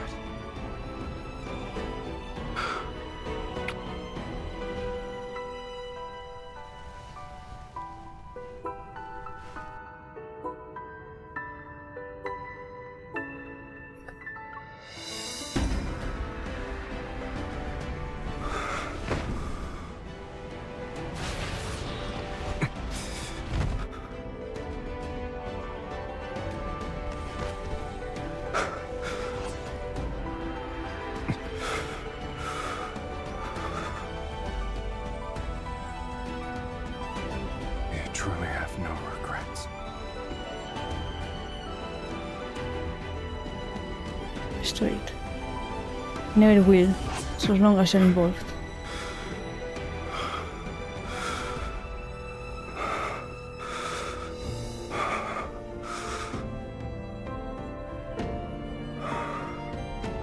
From the moment we're born to when we breathe our last, we shall inevitably walk the same path.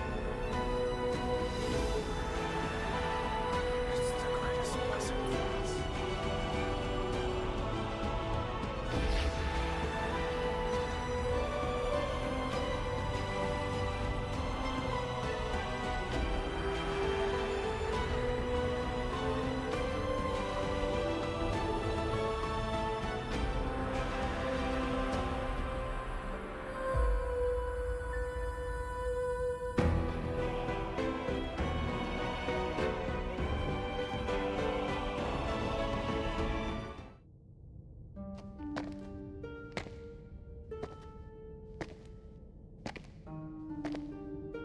It's as if I'm in a dream.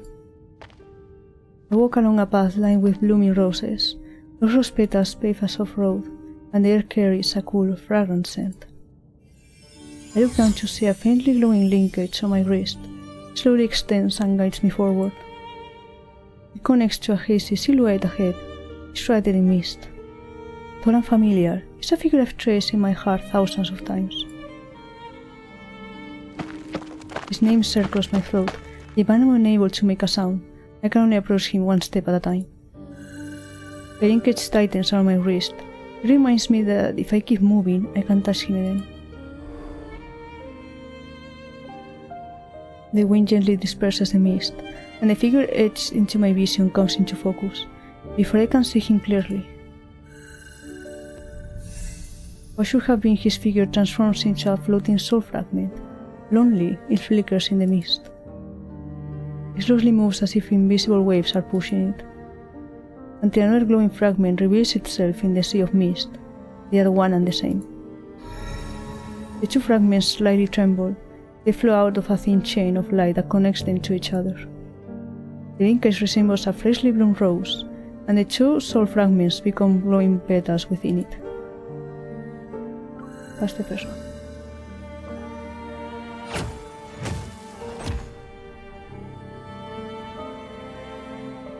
Underworld, long ago. Beneath the boundless grey sky, countless fractured war fragments are akin to enormous mouths devouring space and time. Sylus stands on top of mounds of broken bones. Black mist has entwined his staff. You lost.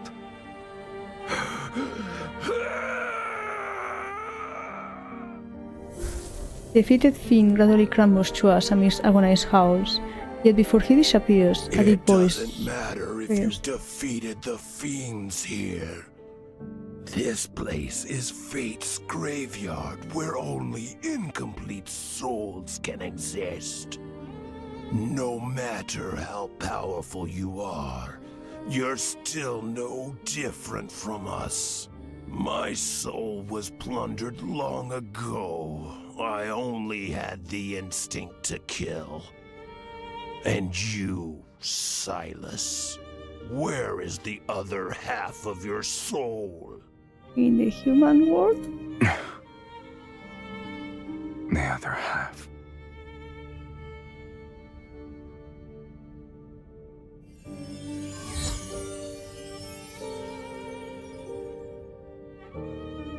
That's the other soul.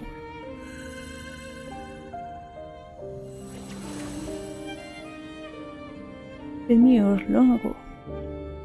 Candles sway in the corner of the hall. A mage's hand's shadow is cast on the wall. With bloodshot eyes, she stares at me. Your immortality isn't the result of divine favor. It's because half of an immortal soul is trapped inside your body. This isn't a blessing. It's a curse. Why do you sound like an evil witch from Disney? So long as that immortal half remains within you, you cannot meet death's sweet embrace.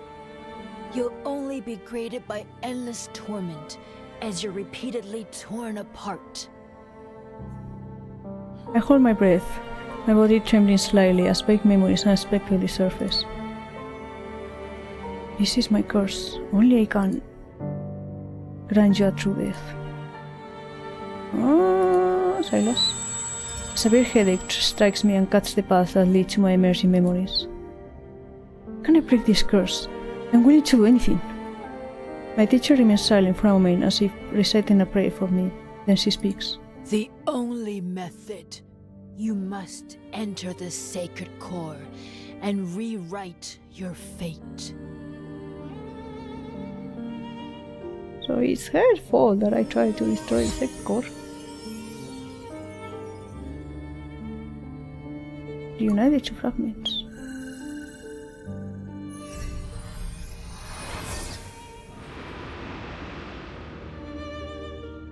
We must offer half our soul to the other. They'll be merged to forge an unbreakable bond.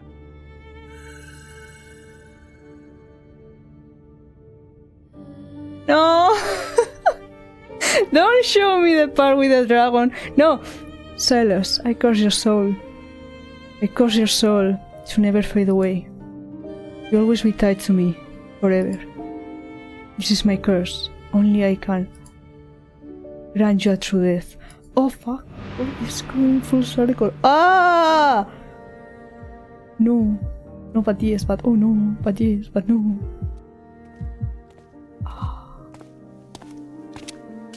Once again I walk this path lined with roses. Yet I'm currently holding a blossoming rose. Two petals are connected as they emanate a golden glow. My body is gradually becoming transparent. The mist before my eyes is gradually dissolving. It reveals an endless darkness, a tunnel leading to a new world. I'm going to leave this world behind. No. I don't want to forget again. You don't need to be afraid of anything. A familiar voice resounds next to my ear. I turn only to find wilting rose bushes around me. But I hear the footsteps of two people. I will find you, and we shall inevitably walk the same path. The world we find ourselves in doesn't matter. The rose in my hand scatters because of the wind, and two glowing fragments separate. All one. I run and grasp one of the fragments before the wind carries them away. If I hold on to this soul fragment, will it keep us from being separated? Are you willing to let it become your eternal curse? I press the fragment into my body, and it overlaps with my heart. This is the first and last ritual.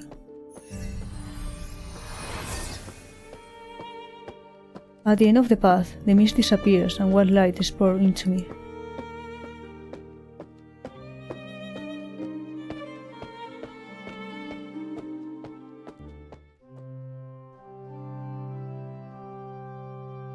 float through time and space. It's so bright, and yet it's so dark.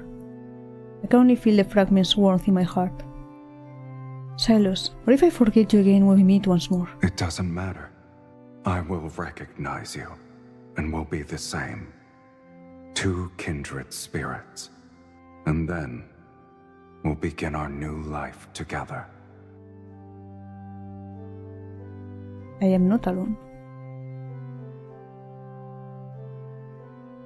Within my soul, I carry my beloved.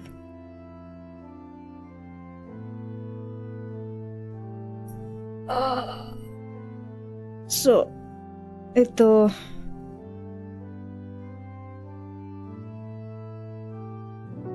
I guess Dragon happens first. That's when I place the curse on Sylus, but also I want to forget Sylus, so I curse myself to have his soul or part of his soul so we can meet again, and then we meet again, and the link is still going on in the current timeline in which MC did forget Sylus, but Sylus remembers MC, so it's like, why do you hate me even though we've been through so much together, because she doesn't remember, like, no! I need to go to Reddit later and read people's theories and stuff because it's too much for my poor brain. What do we get? Oh. Immortal Rose. Instead of fading, the intertwined souls transforms into an immortal rose. Rooted in the heart and nourishing by lifeblood, it waits silently to bloom on the day of the reunion. With the title of Soul Entwined. So that was the end of the story for this one, and I had to process it, and I had to have dinner and be back in an hour because Warhammer. Okay, at least I did plan things correctly. Eto. Let me go. Main room. And close this. So everything can stop lagging. Because holy heck, that's what happens with my freaking emulator, everything lags. Everything lags, everything's lags. And I'm stretch. I become the stretch. So yeah, I'm gonna ride out for now. I will have dinner and we'll be back in around an hour. Yeah, no, yeah, in an hour for freaking Deepspace Warhammer. Who's around? I hope you peeps enjoyed it. I'm myself in the background reading stuff, hell yeah. And yeah, maybe I will see you later. Go around. Hello, Mocha! You know what? I mean, I guess we can go to Aster. I never read Aster. Aster is around. He didn't ask for his kiss when he appeared later. He just started. Yeah, he's going to be playing Dispatch before the thing, so I will mute because I want spoilers, but haha! I want to read the Aster. Let's do the thing. But yeah, we'll be back in around an hour. For Warhammer with Aster, Raven, and Sayu, and we will probably kick butt. Probably. I don't know. That remains to be seen. Yeah, thank you all for coming. Hope you had fun. The water stretch, all those things. And the Star Raid, no, because I'm stupid. Yay. And yeah, no much else. Bye, love. Love? Since when do you call me love? This is Mocha trying to prevent, or like trying to fix our marriage/divorce. Bye bye for those who stayed until the end. This is for you. Yes, we are Mocha. Yes, we are.